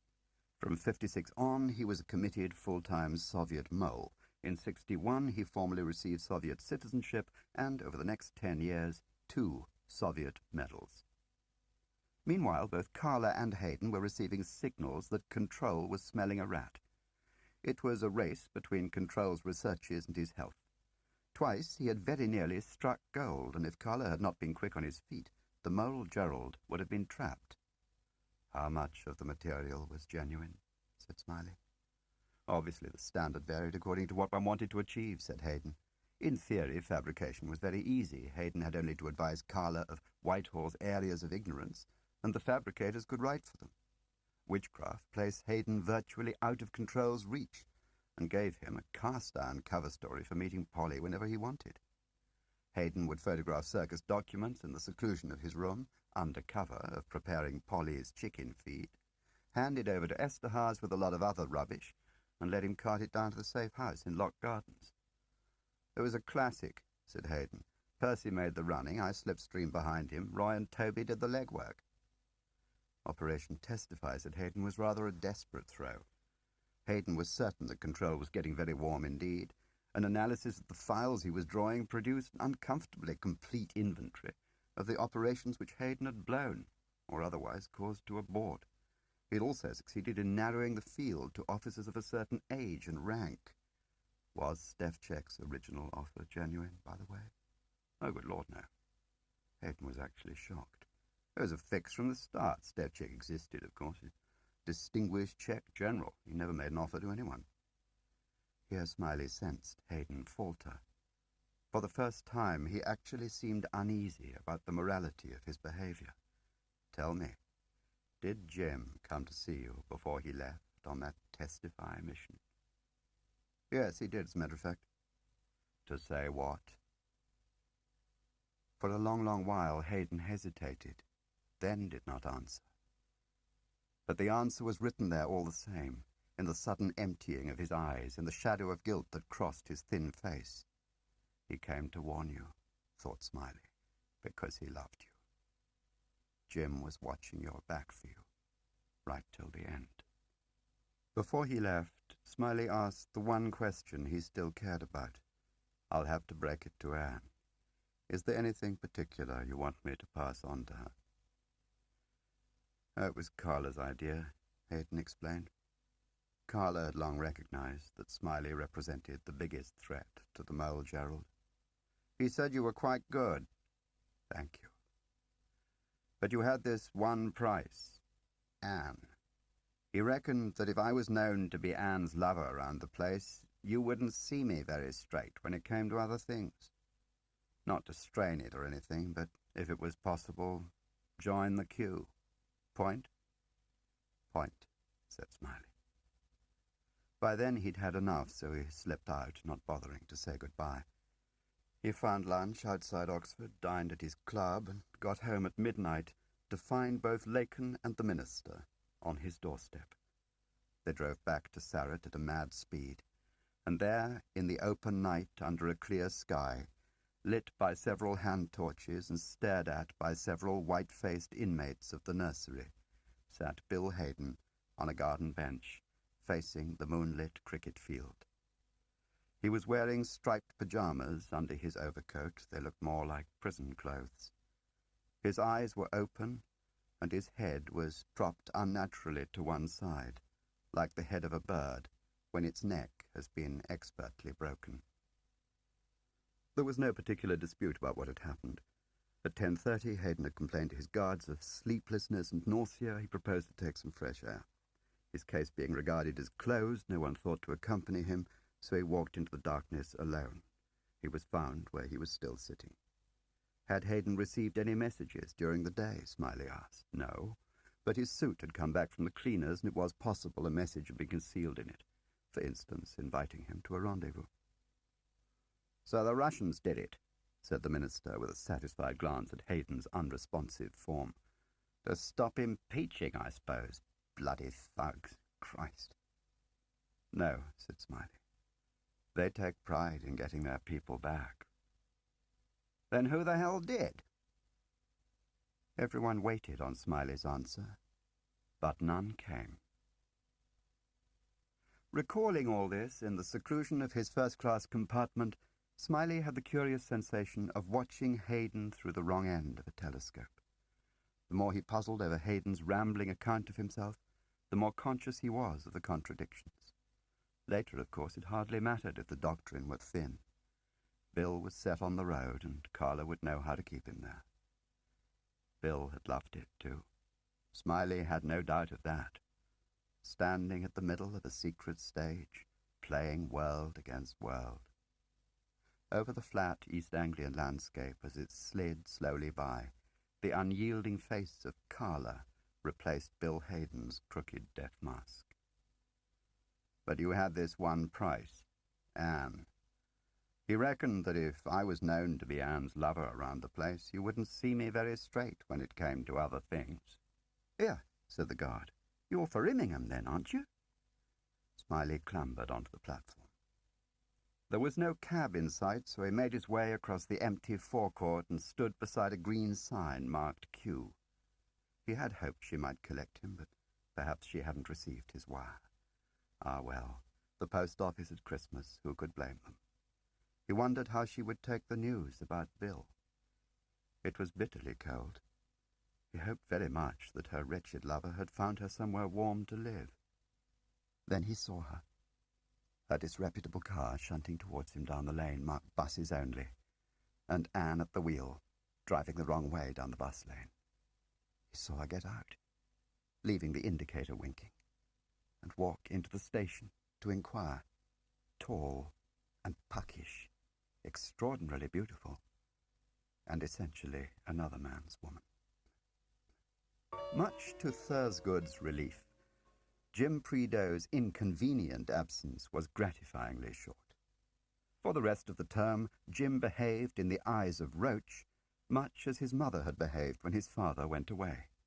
He spent a lot of time on little things, like fixing up the lighting for the school play.